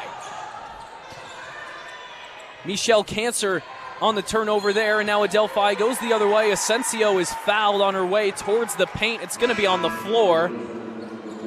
And with 6:36 to go in the third quarter, Adelphi protecting a 31-24 lead, and they have an inbound underneath. If you saw Ascension right there before she got fouled, she would have gotten to the basket without any defender surrounding her there, because Fordham has not been able to do anything against her because of her small stature. They're breaking down so fast on her. Inbound to Michelle Cancer. Cancer goes up with the layup on Mason Hill and gets it to go with the English in the left hand, and it's 33-24 Adelphi. Michelle Cancer finishes on the 5'11" Mason Hill, the freshman for Fordham. Emma Wilson-Saltos, one of the captains back in the game for the Rams. She finds Easley and sets a screen. Easley goes inside and kisses the little teardrop from the right block. She gets it to go, and it's 33-26 Adelphi. Karen Easley just stopping the bleeding for Fordham just a little bit, trying to see a ball go through for them as Adelphi sets their offense once again. The noise level rising in the building once again. 5:50 to go in the third quarter. Inside, Beberman's layup is no good. Rebounded by Mason Hill. The freshman taking it the other way. She goes to the other freshman, Karen Easley. Now into the corner for Alexis Black. Her pass is tipped, and she has to get it to Kayla Berry. Now it's back for Black. Alexis Black calls the play. Fordham rotating. Black working on Asensio. Wilson-Salto sets a screen. Alexis Black finds Mason Hill from deep three-point range, and it's no good. Off the glass, then the rim. The other way comes Lauren Beberman, and she lays it up and in. A quick transition bucket for Adelphi. And that three is good. My goodness, Alexis Black hits another one. And Fordham is within 4. It's 33-29. Alexis Black trying to stop the bleeding for Fordham and doing a good job at that so far. Shows why she's been named one of the captains of this Fordham women's basketball team, doing a good job today on offense and defense. Cancer gets the ball to Camilla Betton. Now Christina Sanchez has an open look, but they're going to call a foul on the floor against Adelphi. The shot was no good from Sanchez, but it would not count with the foul on the floor. Fordham finding themselves in another hole here, not as bad as in that first quarter, but Adelphi came out of the locker rooms at halftime really ready to continue their scrappy play. Right now you just saw that Adelphi, while doing a very good job on their offensive possessions, Fordham taking control of the game yet again and getting out of the hole that they had in the beginning of this game, breaking down this Adelphi lead and doing a very good job at that. Tucker, if this is how fast the entire women's basketball season is going to be, I'm not sure if we could do all the games. Definitely going to need an energy drink or something, Kurt, just to keep up with all of the fast-paced action. It might be worth keeping an eye on Camilla Betton as this game continues, because she's up to 4 fouls now on her. Lauren Beberman also has 3 fouls on her, and she has been instrumental in Adelphi working their offense. But we're going to step away for just a moment, and we'll be back with more Fordham women's basketball on the other side of this break on WFUV Sports.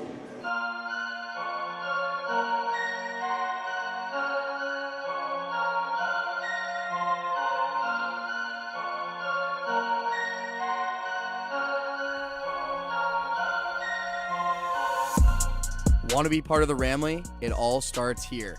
I'm Nathan Rogers. And I'm Kate Cox, and we are 2 of your hosts for On the Hill, WFUV's exclusive podcast for all things Fordham athletics. From the field of Moglia Stadium to the hardwood of the historic Rose Hill Gym, we've got you covered with the ins and outs of Fordham sports. Every week, every play, every Ram. Tune in weekly wherever you get your podcasts. This is On the Hill.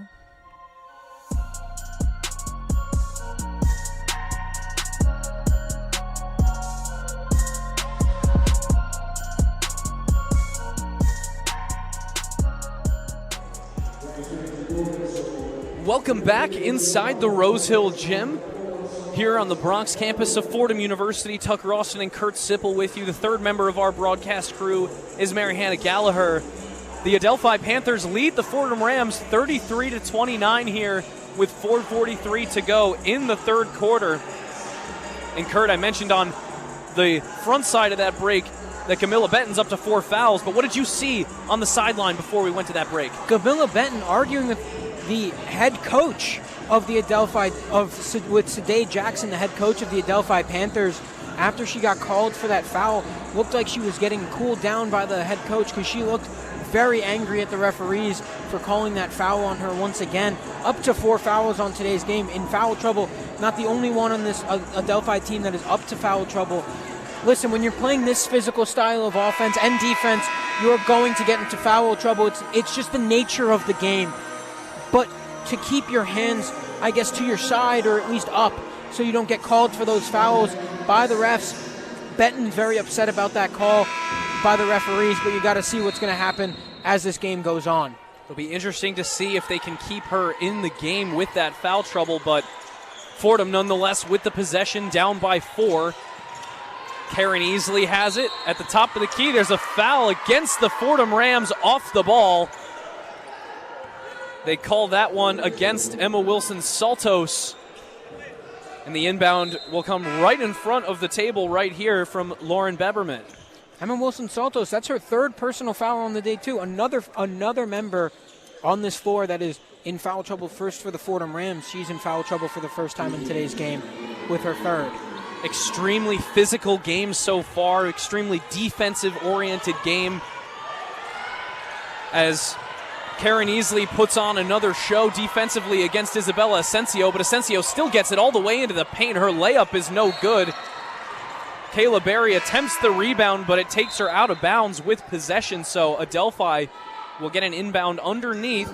4:17 to go in the third, 33-29, the lead for the Panthers. Isabella Ascension was just putting on some Isaiah Thomas-level dribbling moves on the floor, going under and over, getting the ball back up, and then regaining possession and then going back to the rim. Just a very impressive show of her dribbling skills right there. A between-the-legs pass attempt from Victoria Morales as she goes underneath Ugne, but it's intercepted, and Fordham comes the other way. Clock in a tick under 4 minutes here as Karen Easley works to her right. Now to Mason Hill. Hill gets it up top for Alexis Black, and she'll call the play. Fordham in full home whites here for the home opener and the regular season opener. Into the corner for Karen Easley. That one's no good, a little strong, and rebounded by Christina Sanchez. Sanchez has it across half court. She gets it to Victoria Morales, who will call the play for Adelphi in full body black with yellow checkerboard design on the left side and the right side of their jerseys. Adelphi moving right to left, Fordham left to right. Sanchez has it on the right wing. She gets it inside for a Doot Ring. Ring, no good. Beberman on the rebound, but it goes out of bounds off Beberman, and Fordham gets possession. 3:20 to go in the third, and still a 4-point Adelphi lead. Lauren Beberman, known as their defensive anchor on this Adelphi squad. It's exactly what she does. She was just crashing the glass right there, and definitely one of the smaller members on the floor for this Adelphi squad, especially against this larger Fordham team that was in the paint right there. Yeah, Beberman led the team in blocks last year with 34. Driving inside the lane goes Alexis Black, and the layup is too easy. 31 points for the Fordham Rams to the 33 of Adelphi. Under 3 minutes to go in the third quarter. Good simplification of the offense right there for Fordham, getting up into a layup to get a 2-point bucket, not trying to rush anything.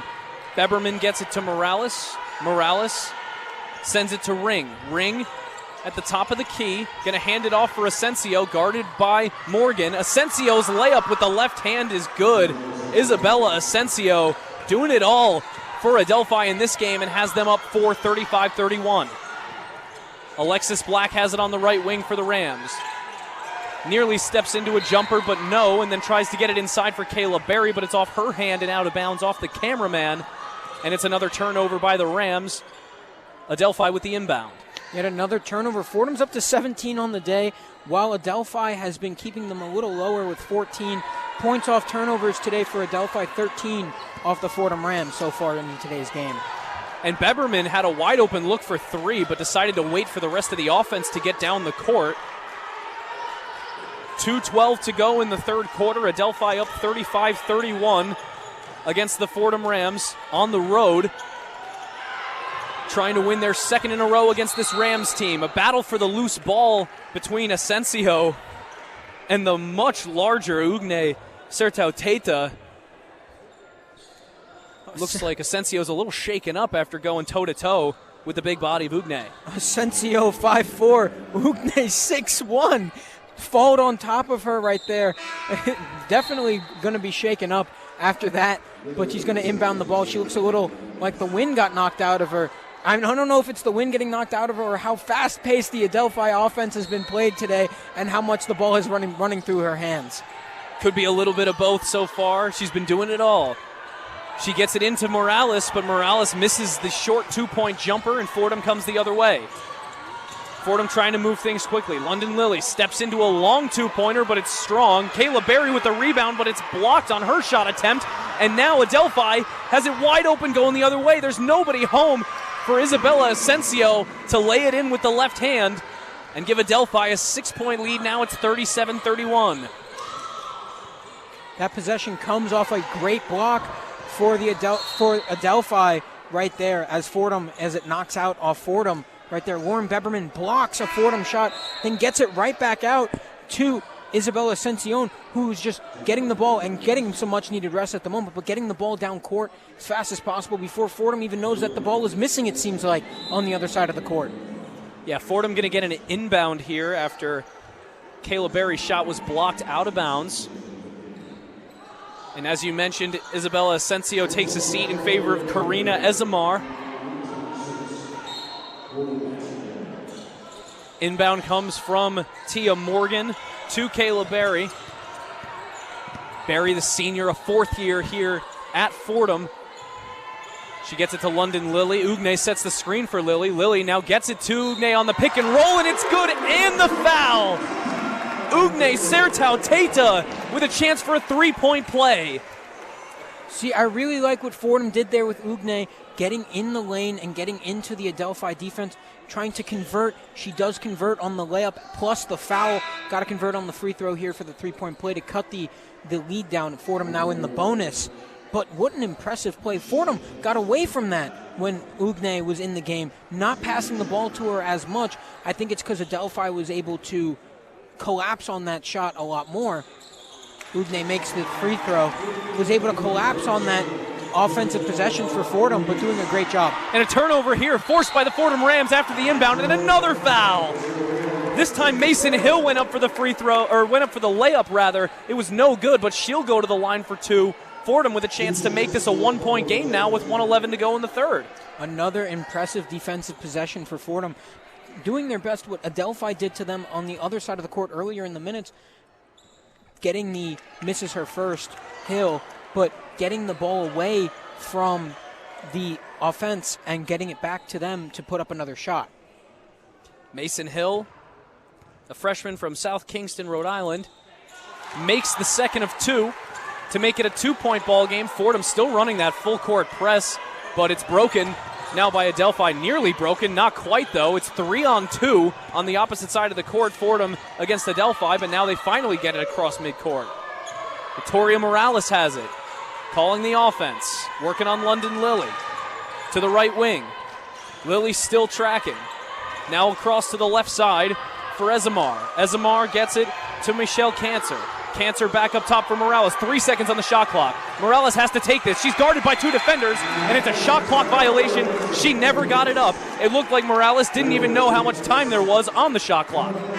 Just saw right there, Ugne and London Lily doing a really celebrating, yelling back and forth and slapping each other's hands just because of how good that defensive possession was for Fordham. And now they have a chance to take the lead going down the court with 40 seconds left to go in the third quarter.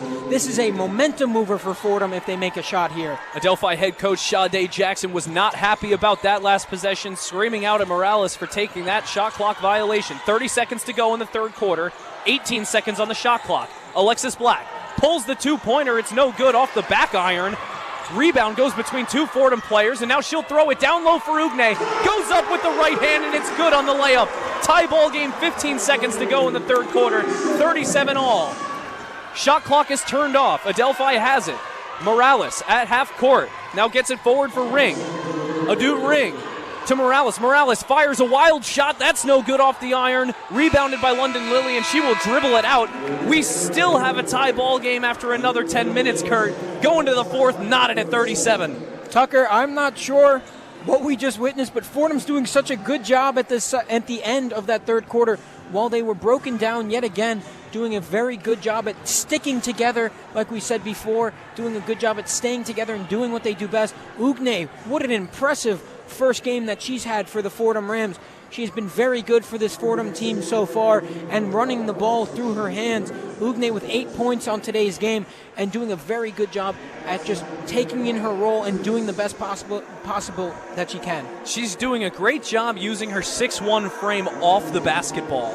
And like you mentioned, she's also scoring well when they get the ball in her hands in the paint. Ugne Serto Teto with 8 points on 3 for 5 shooting and 2 for 3 from the free throw line. But at the end of 3 quarters of play, it's Fordham 37, Adelphi 37, and we'll send it back to the Rose Hill studio for another one-on-one scoreboard update with Izzy Randazzo. Izzy? The one-on-one scoreboard. This is an absolutely action-packed week for Fordham sports. The first game of the season for Fordham men's basketball is finally here, tomorrow at 7 p.m. against NJIT. With a roster full of 12 excellent new players and new head coach Mike Magpayo leading the squad, the team is hoping to start their season off with a bang and a victory at Rose Hill's home court versus the Highlanders. In soccer news, the men's soccer team has just been announced as the number 2 seed for the 2025 A10 championships. On Saturday, the team defeated the St. Bonaventure University Bonnies 5-0 in the A10 regular season finale on senior night at Moglia Stadium. The team has clinched a spot in the A10 quarterfinals against St. Joseph's. The Rams will now face off with the Hawks with the goal of progressing forward on Saturday at home at Moglia Stadium. Additionally, senior midfielder Daniel DiPolito was named Under Armour Men's Soccer Offensive Player of the Week. Continuing with the awesome Fordham soccer news, a career performance from senior goalkeeper Kyla King, as well as 6 penalty kick conversions, pushed the women's soccer team past the Duquesne Dukes and into the semifinals of the 2025 A10 Women's Soccer Championship this past Saturday. The Rams will now stampede their way into a game against top-seeded Dayton on Wednesday, November 5th in the 2025 A10 Championship semifinals, with game time at 7 p.m. Good luck to the girls. With the one-on-one scoreboard, I'm Izzy Randazzo.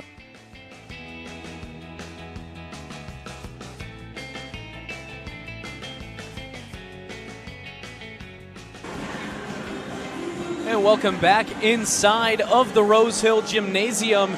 Tucker Austin and Kurt Sippel with you as the Fordham Rams and Adelphi Panthers are tied at 37. Heading into the fourth quarter, we have a chance to go to one more sidelines update with Mary Hannah Gallagher. Mary Hannah, what do you got?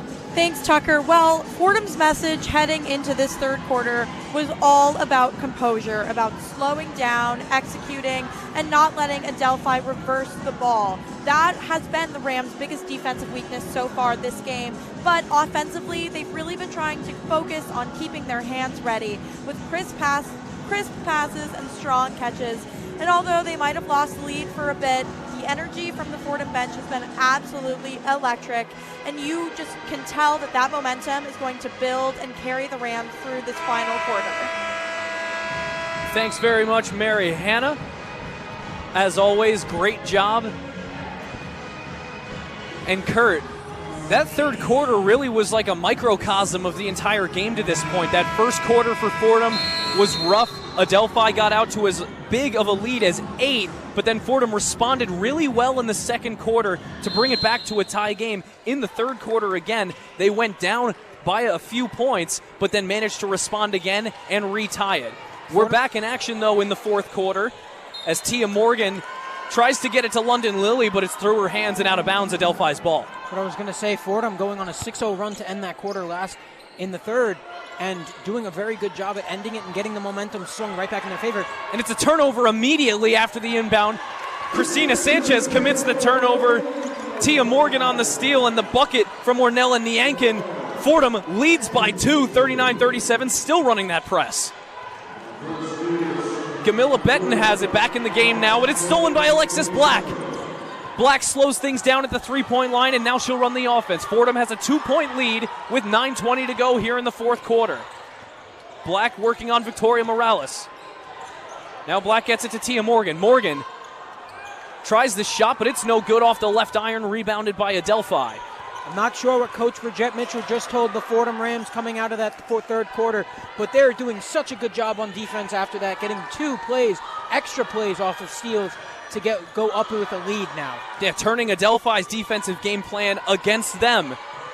Now moving inside is Michelle Cancer, but she can't get it to go. Fordham going to move it in transition now after the rebound. Gets it to Ugne. Ugne up with the layup. It's no good. She gets her own rebound. Puts it back up. It's no good again. London Lilly gets the rebound this time, though. Tia Morgan has it underneath. She goes up for 2, and it's good and 1. Tia Morgan through the contact gives the Rams a 4-point lead with a chance to make it 5. Tia Morgan, what an impressive going up with the hand on the ball and finishing at the rim. A very impressive play for Tia Morgan, and what an impressive opening few minutes for the Fordham Rams, doing a very good job turning the ball over on the Adelphi, just turning everything over on Adelphi, doing their exact defensive plan and doing it better than what they've been doing in these opening minutes so far. Yeah, Tia Morgan now with a chance for the three-point play here.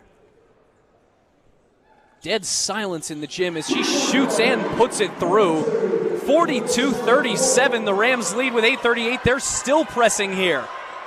A long heave from Asensio to Sanchez to get past half court, and she calls timeout, a much-needed timeout for this Adelphi team. As you said, Kurt, Fordham came out firing in this fourth quarter and brought everything that Adelphi was bringing to them for the first three quarters of this game. Fordham now with their largest lead of the evening. Fordham going on a 16-4 run since the 8-minute mark, including last quarter. What just an impressive transition that we've seen from this Fordham team. I don't know, they might have put some new magic in that Powerade that they're drinking on the sidelines. Not sure, but it looks like an entirely different basketball team just because of how much defensive effort. They've been playing with that the entire night, but the defensive effort that they're putting together right now has looked so good for this Fordham Rams team and how good they have been so far to start this quarter, and they need to keep it going because this Adelphi team will not take this lying down, Tucker.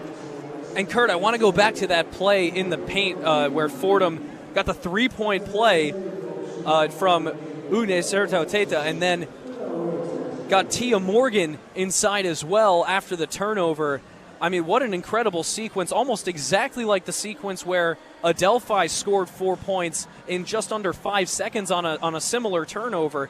But, I mean, it was a really nice job by Sertao Teta on both of those plays just to force the ball inside, again, using that frame because she knows she's one of the biggest players on the floor tonight, getting inside, enforcing her will, and getting to the rim whenever she wants. Listen, Tucker, Ugne did not play a lot of minutes at Providence, but she did get time in the Big East, 9 minutes of time. And the Big East, what are they known for? UConn women's basketball is one of the headliners there, doing very good job, doing very good things with women's basketball for the Big East. And even any amount of time at the Big East teaches you how to play very physical basketball as well as very fast-paced basketball. And that is going to help them entirely with the A-10, but also including right now against this Adelphi team who is playing very similar pace to what the A-10 ball might look like, but I feel like it's going to be even faster than this is going to be the fastest we're going to probably see all season because of how fast Adelphi runs the ball and does everything else. But Fordham showing poise early enough in this game and not going against the full court press. I said maybe that they might need to do something different, but right now it's been working, speeding up this team, Adelphi team, and they're doing a very good job at it. Yeah, if there was one thing from last year's game between these teams that Fordham fell by 8 points in, it's really that Fordham was just unable to match the speed and the energy of the Adelphi Panthers last year compared to this year when Fordham has really been, they've been up to the challenge of matching that speed, matching that pace, and while still generally taking care of the basketball. They had a rough go of it with the turnovers in the first half, but since that first half, the turnovers have now pulled even between these teams at 18 apiece. So Fordham doing a great job in the second 20 minutes of really limiting their turnovers and forcing more mistakes out of Adelphi. Fordham was at 17 in the third quarter, and then they have only turned the ball over one more time since that point. So they're doing a very good job. Right now you're hearing We Will Rock You in the Rose Hill Gym if you're listening to our crowd mic over there. And the Fordham women's basketball team really looking like they're trying to rock Adelphi till the end. Maybe take a big enough lead where they can slow things down just a little bit more to have fresh legs against NJIT on Friday. Inbound from Asensio to Christina Sanchez. That guard duo has been so good for Adelphi tonight. It's Benton with it. Now Sanchez. Sanchez guarded by Alexis Black on the right wing. Black guarding her closely. Sanchez tries to get it inside for Benton, but it's stolen away by Black. Alexis Black gets it forward for Ugne, wide open, and she hits the layup. An excellent play. The 1-2 from Black to Ugne, and now Fordham up 44-37. Adelphi tries to push it, but now they'll have to slow things down. Clock under 8 minutes to go here in the fourth quarter. Fordham building on their largest lead of the night, now up to 7. Ugne guarding Gamila Betton. Now guarding Asensio. Isabella Asensio tries to drive to the low block, fires it to the left. And it seems like pushed out by there's a bit of a push there. And so it's going to stay with Adelphi, but Isabella Asensio, she has been putting her body through everything tonight. So much contact, so much speed, and still being able to run the offense mostly through her as she gets the inbound to start the possession, finds a wide open spot in the lane on the left side, but she can't get the layup to go. Alexis Black has it for Fordham. 7:30 to go in the fourth quarter. Fordham with a 7-point lead over Adelphi. Handoff from Alexis Black to Tia Morgan. They swing it from left to right. Over to Ornella Niankin. Her shot is no good. Strong and to the left. Rebounded by Beberman. If you're looking right now, Tucker, Ugne is actually taking very good gravity on this Fordham Rams offense. 3 people in the paint on her right now, just in case she gets the ball to collapse on her. Fordham having a lot of open opportunities. And a quick 2 pulled by Gamila Betton from the right elbow, but that's no good. Fight for the rebound has a Fordham player down on the floor. That's Tia Morgan, looks to be holding her face. As a bit of a quiet comes over the gym. They wait to see if Tia Morgan, she looks okay. She's still walking around. High fives her teammate, Ugne Sertau Teta, as Fordham will make some changes here. Mason Hill takes a seat, as does Ornella Niankin. And Tia Morgan looks like she might have a nosebleed here as she comes running off the court as well. Tia Morgan, I think, got knocked down by an Adelphi defender, looked like an arm as she was running to the paint. Listen, this Fordham team, physical offense, physical defense, it's going to take some tolls on the body. Inbound for Adelphi. It's Victoria Morales on the right wing, guarded by Alexis Black. She gets it inside for Gamila Betton, who goes up with the layup and one. Gamila Betton using her size at 6'1". The freshman is going to go to the line for a 3-point play. You know, Tucker, I was for sure that was a charge and the Fordham Rams would get the ball back. What it looked like right there from the referee, they called it. I guess it was a blocking foul.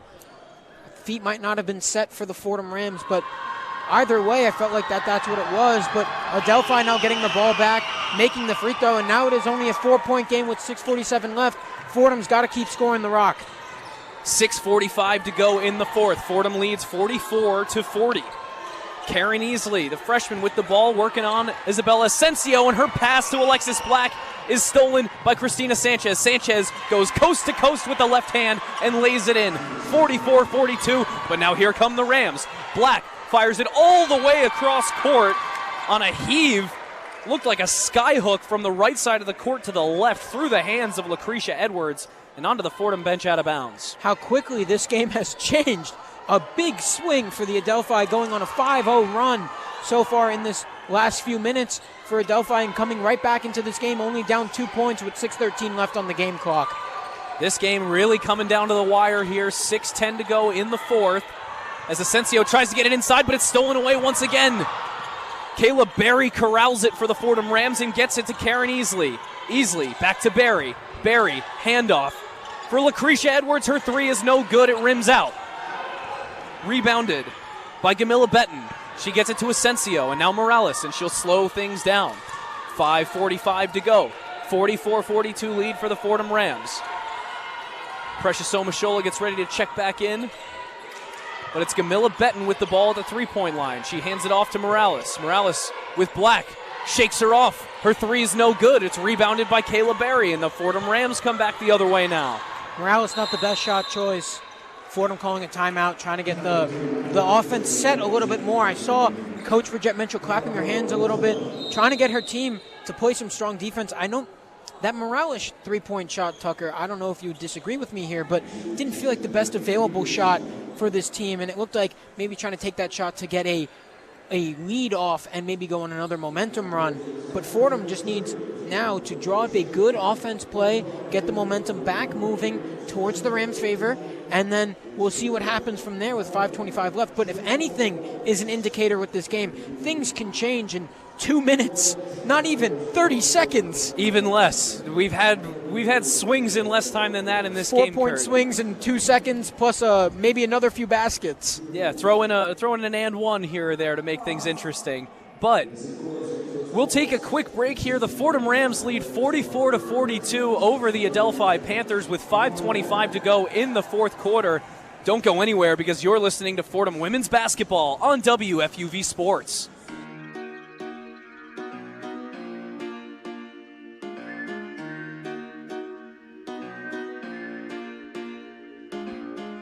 Hey everyone, it's Lydia Perner. And Grace McCarran. And we are two of your hosts for 5 on 3. WFUV's best, if only, hockey podcast. With all the storylines in the tri-state area, you won't want to miss an episode. How will Matthew Schaefer fit in with the Islanders? And will the Rangers have a bounce-back season under Mike Sullivan? Finally, will the Devils be able to stay healthy and hit their full potential? Stick with us all season for all things NHL and Will Cooley updates on WFUV Sports.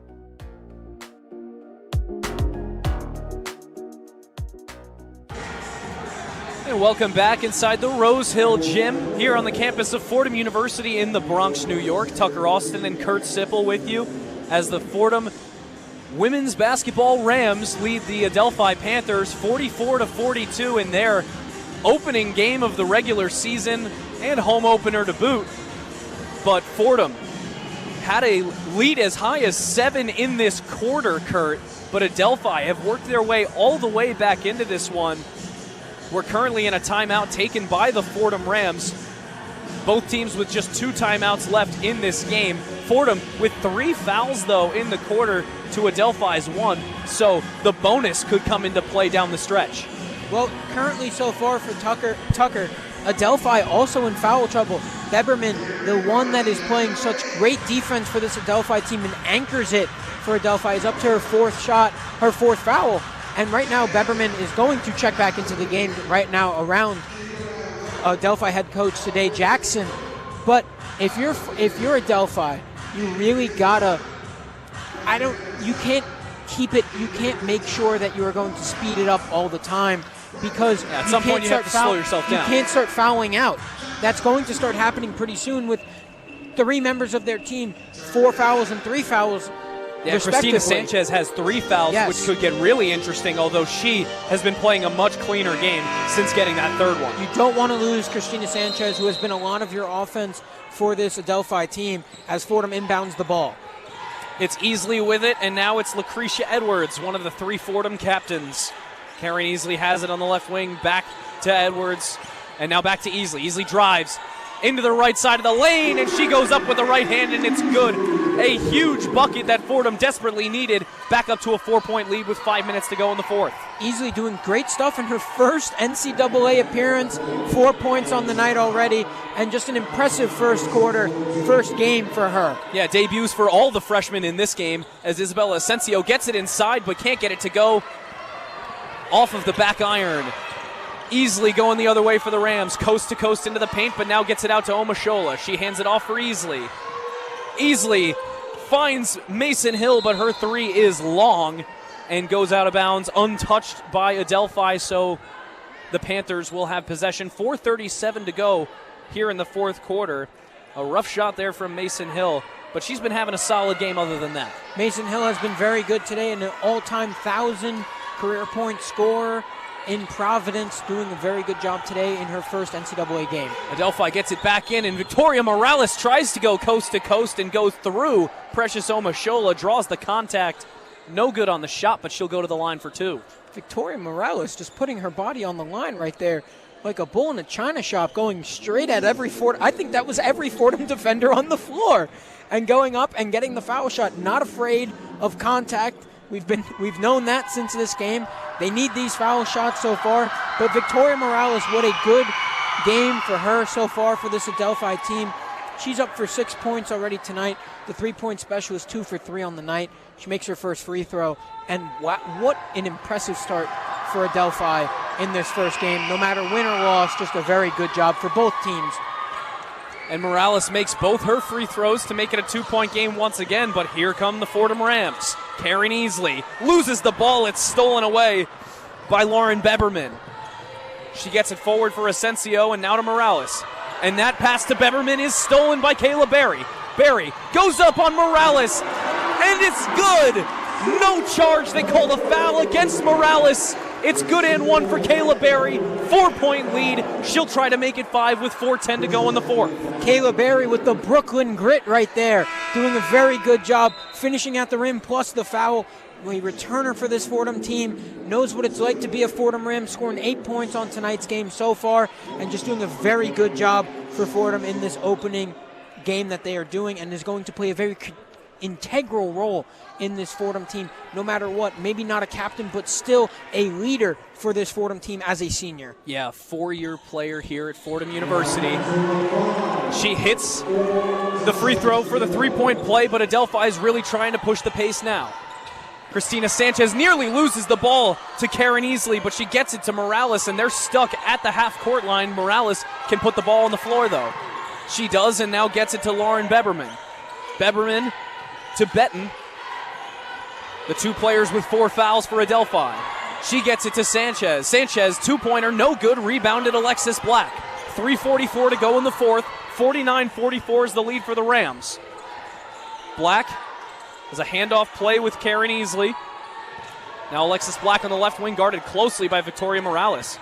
Omashola on the right wing. She drives into the lane. Foul and 1!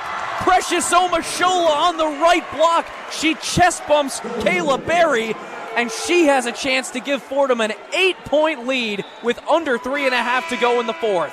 Precious Omashola, yet again, Fordham finishing through contact, doing a very good job.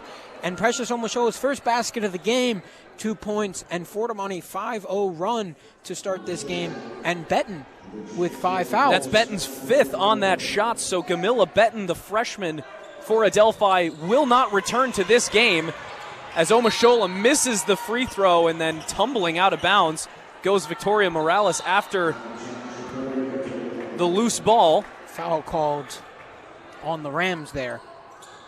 Yeah, like a bit of a shove. You know, Tucker, I think the foul may have come against Kayla Berry. Another compliment we have to give today. These referees have been running all over the court today with the they've had to both follow basketball the play. teams. Very impressive stuff for all of them today too. And Adelphi now in the bonus with that foul. So Victoria Morales is at the free throw line. Her free throw is no good. And now Adelphi sends a couple of players back to their defensive half of the court. Victoria Morales has one more free throw here from the foul on the floor on the other end. Morales' second free throw is good. There will not be free Chick-fil-A for the fans in attendance, as it's now 51-45, the Rams lead. Full court press now from Adelphi, flipping the script on the Rams, but they break it. London Lilly gets by Beberman. You know, Tucker, very surprised that they're only starting the full court press right now for Adelphi. Getting the ball back is the Fordham Rams. Thought that might have been the 5th foul on Beberman, but it was not called against her. London Lilly has it for the Rams, and Victoria Morales is going to pick up a foul here on the reach. She doesn't like it, but it's a foul nonetheless. Victoria Morales giving the coach, she's saying it's her fault right there. After that, with the personal foul for her second personal, the game Fordham getting set yet again. Would love to see an Ugne play yet again, drawn up, going into the paint for a shot off. That foul is rough, as there's no more fouls to give for Adelphi, but a steal by Christina Sanchez on the inbound. She has been so good in the passing lanes tonight, and she goes coast to coast again for another 2. 51-47, the Rams lead. Clock under 3 minutes now.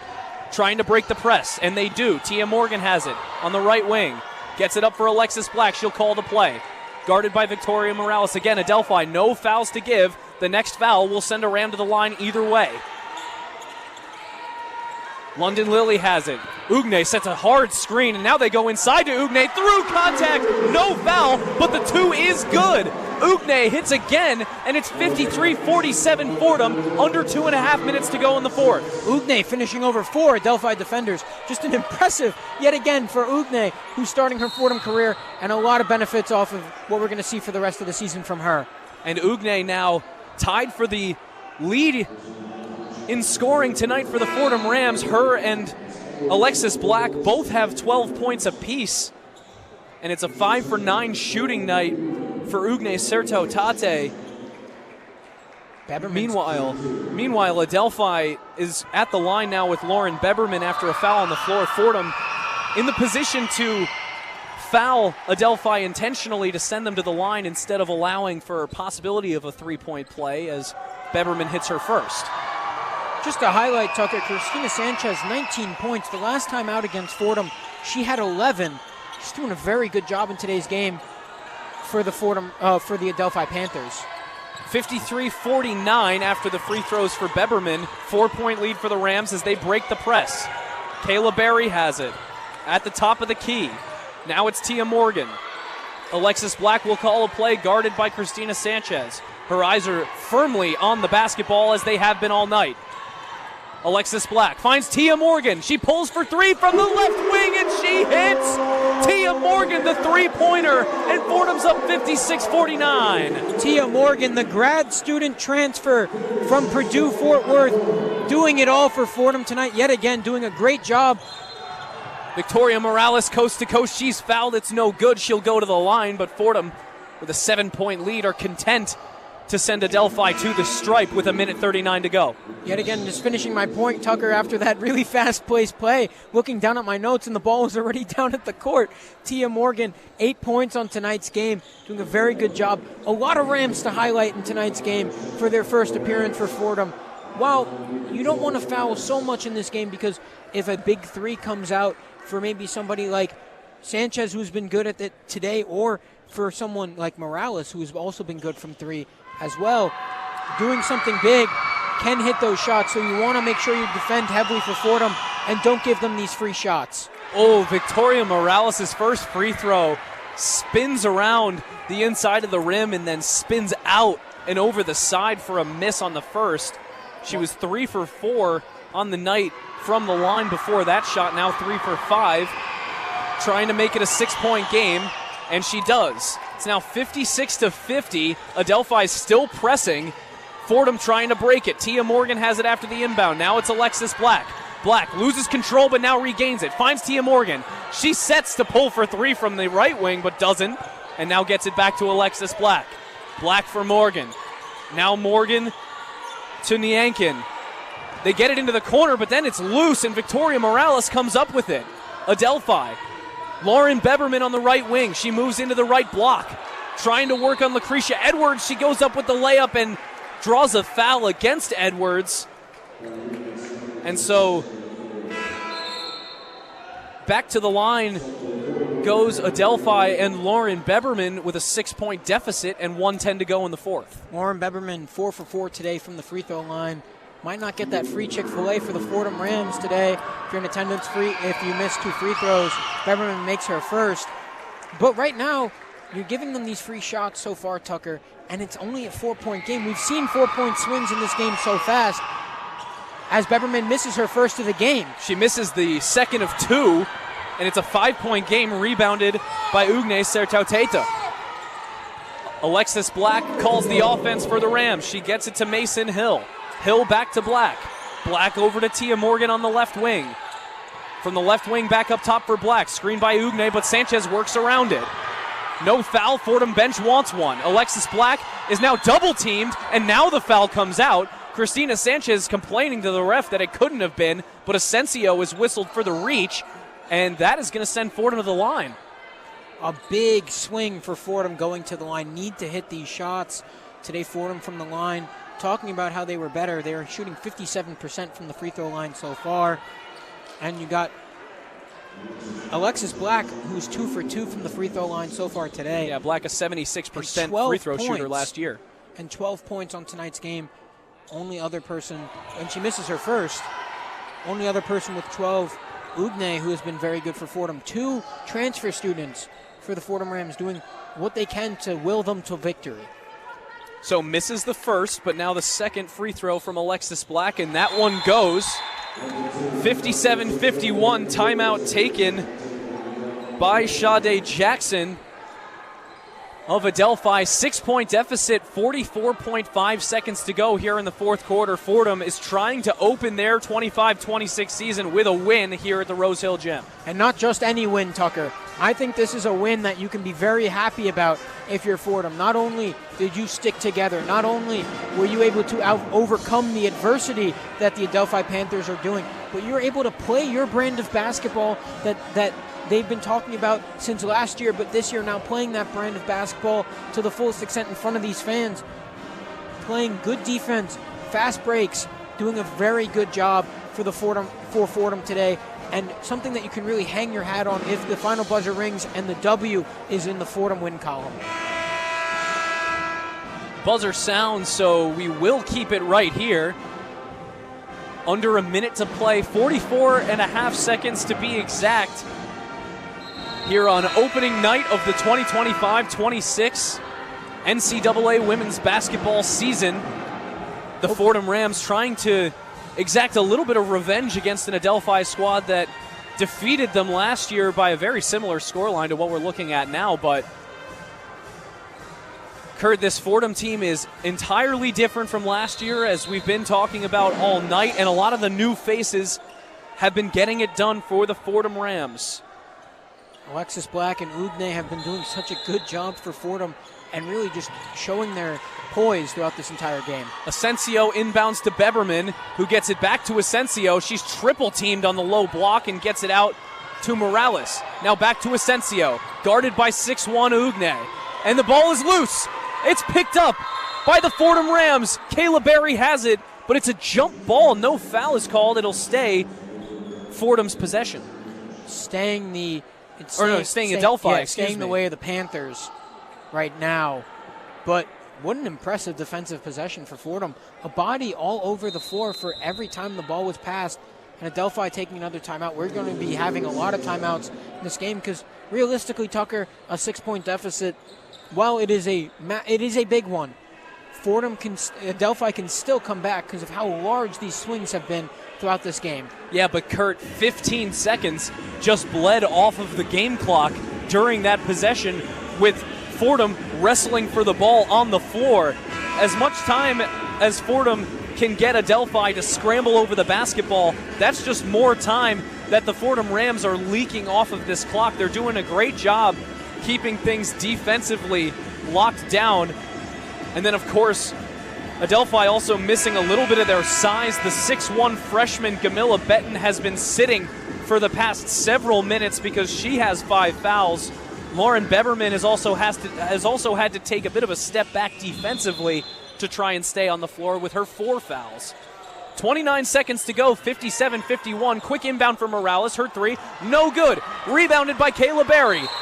It's a full court press, and Bridgette Mitchell calls timeout with a 6-point lead and 23 seconds to go. She wants to talk things over with her team before Adelphi can set up their press. Bridgette Mitchell really just wants to ice this game now with a big shot. If you're Adelphi, you might foul this Fordham Rams team, who has been shooting pretty good for the free throw line so far in tonight's game. But you want to ice it here if you're the Fordham Rams. Make sure that Adelphi has 0 opportunity to come back. And that is exactly what Bridgette Mitchell is doing right now by drawing up the play. You wonder what it's going to probably look like. If you had to assume, it's probably an Ugne play where they're going to get it into the paint and try to finish, maybe another foul.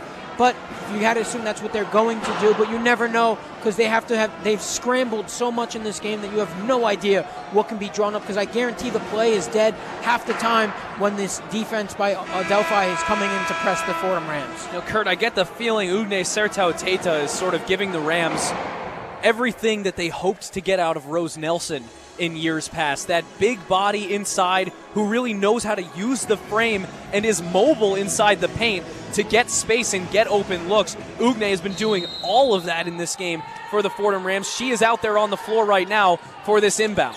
Tia Morgan gets it into Alexis Black. Now back to Morgan, and she's loose in space. Ticking under 20. She gets the ball back to Alexis Black. Black crosses half court. Now back to Tia Morgan. 14 seconds. There's no shot clock. Sanchez almost steals it away. But Morgan is going to be fouled personally by Michelle Cancer. They'll send her to the line with 10.4 to go. And if Alexis Black can knock down these 2 free throws, that should be the nail in the coffin for the Fordham Rams. That will be the dagger, and the Fordham Rams will start their season with a W, and a hard-fought W at that. So a very good job for Fordham so far. They just need to hit these 2 free throws, and then this game will be iced. The first free throw from Alexis Black is pure. 58-51. And now she'll take her second.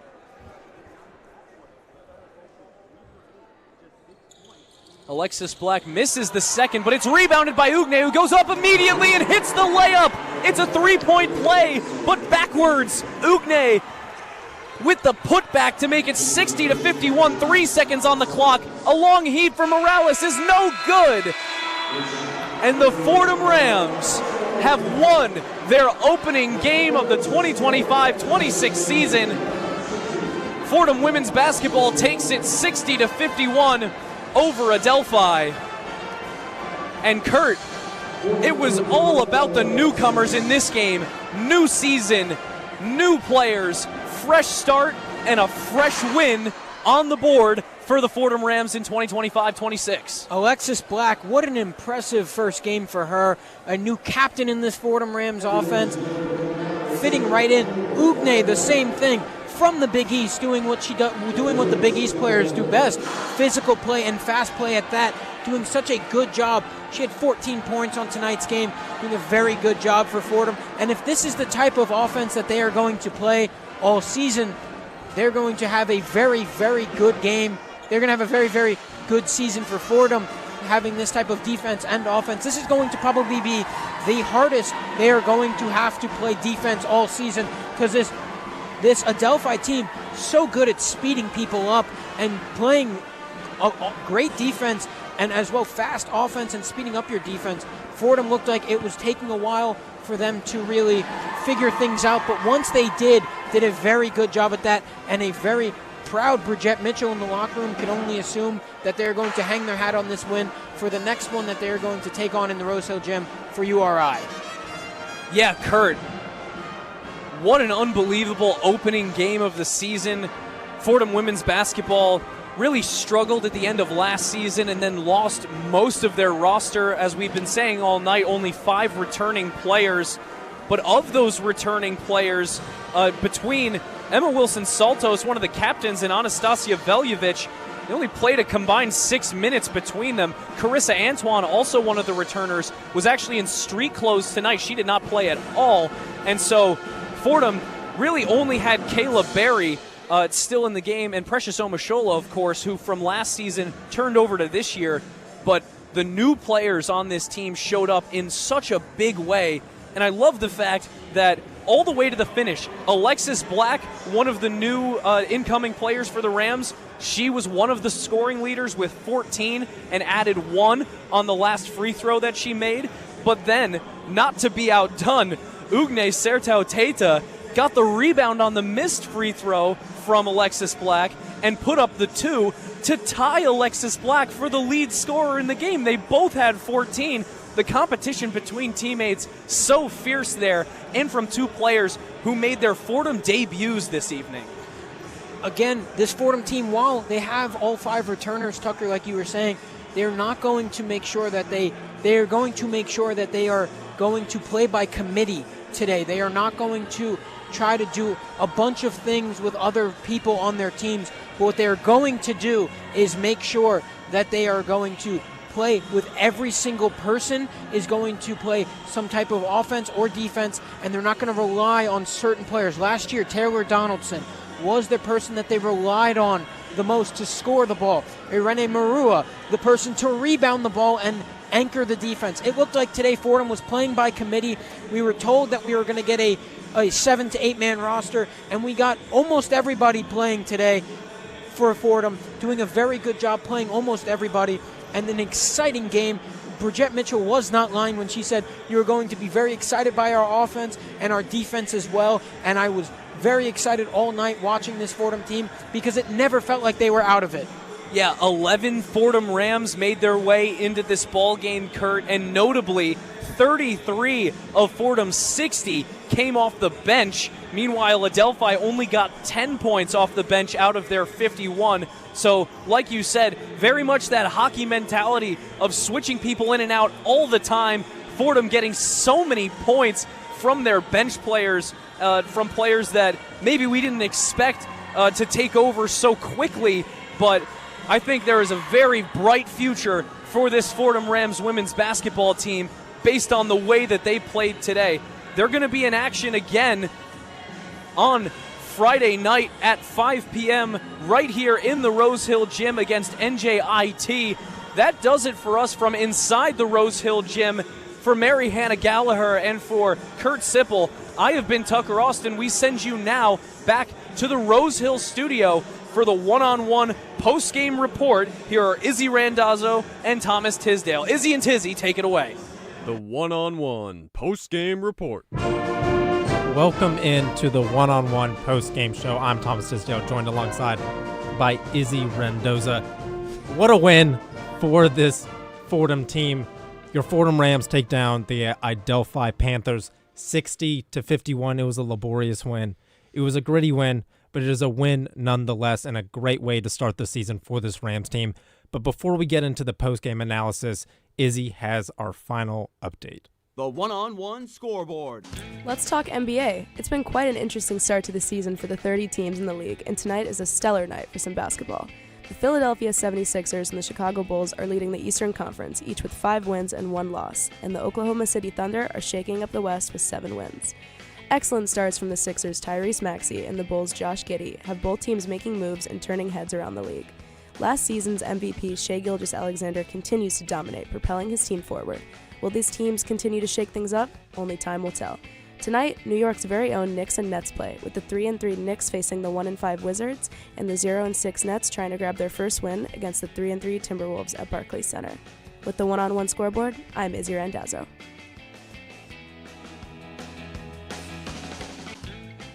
Thank you for that. The second half started very similarly to the first half. Fordham just did not come out of the gates firing, but slowly but surely, over the course of the end of the third quarter and much of the fourth quarter, Fordham just wore down this Adelphi team, out-rebounded them, out-hustled them, and more importantly, outscored them.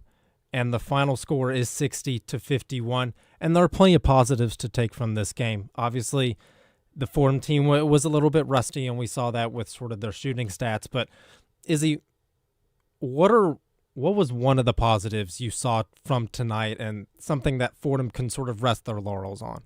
I really think it's great how, we're kind of down in the first quarter, a little bit down in the second, but we kind of progressively improved, which I think is a great skill to have. It's great to not, get in your heads about, maybe not doing so well in one quarter.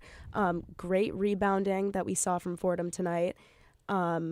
Great assists, but just great chemistry overall. I'm really excited to see how this team plays and grows together, because if tonight is any indication, I feel like this is going to be a great season. That chemistry was sort of a topic we were looking at coming into this game with so many new players, and we saw during the course of this game the returning players didn't get many minutes and didn't contribute much on the offensive end, but it was the transfers, Alexis Black and Ugne specifically, who did great for this Fordham team. And with 11 Rams getting minutes in this game, I thought a storyline that's going to be interesting watching throughout the season is this sort of win by committee that our color guy Kurt Sippel mentioned at the end of the game. Last season, it was mainly Taylor Donaldson sort of being the focal point of this offense, but as we saw tonight, Alexis Black and Ugne took it on their shoulders and powered this Fordham team to a win. But I think if you look up and down this roster, it's littered with players that can step up for this team and can drop 10 to 15 on any given night, and I think that's a really positive sign from this Fordham team. Talking about a specific player from this game, what was one player from each team, Izzy, that impressed you during this game?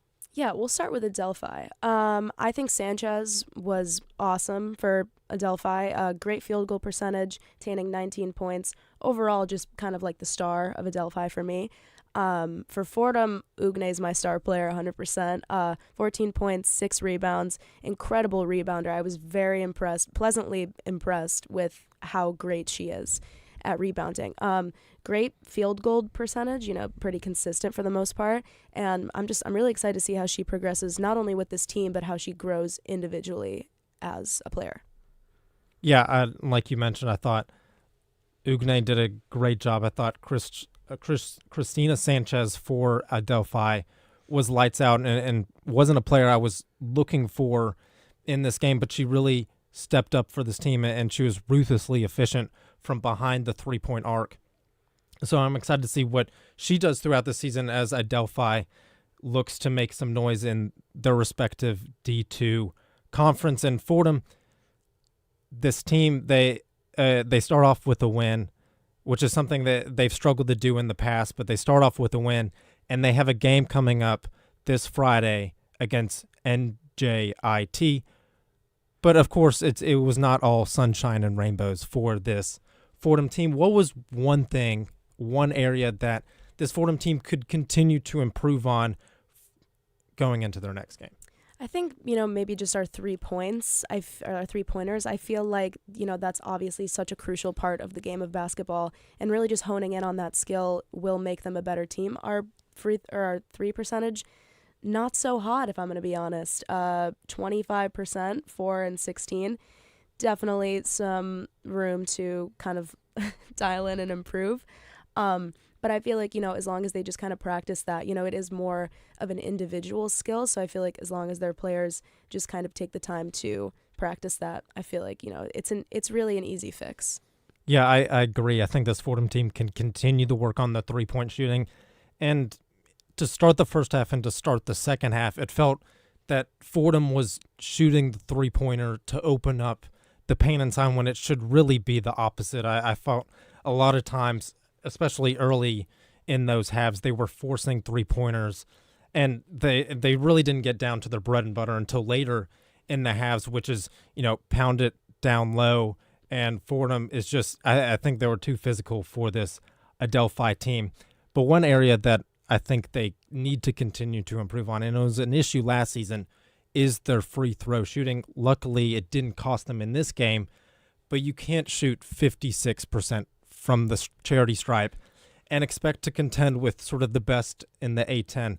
So I look forward to seeing them continue to improve that throughout the season, because I'm sure Coach Mitchell sees that as an area of weakness for this Rams team and will look to continue to improve it as they head throughout the season and eventually into A10 conference play. And I think that is going to do it for us here in the Rose Hill studio. We had Tucker Austin on play-by-play and Kurt Sippel on color. Hannah Gallagher was our sidelines reporter. Izzy Randoza was on updates. Joe Henry was behind the glasses producer. Ethan Bess was our engineer. And, of course, Bobby Chaffardini is our WFUV sports director here at Fordham.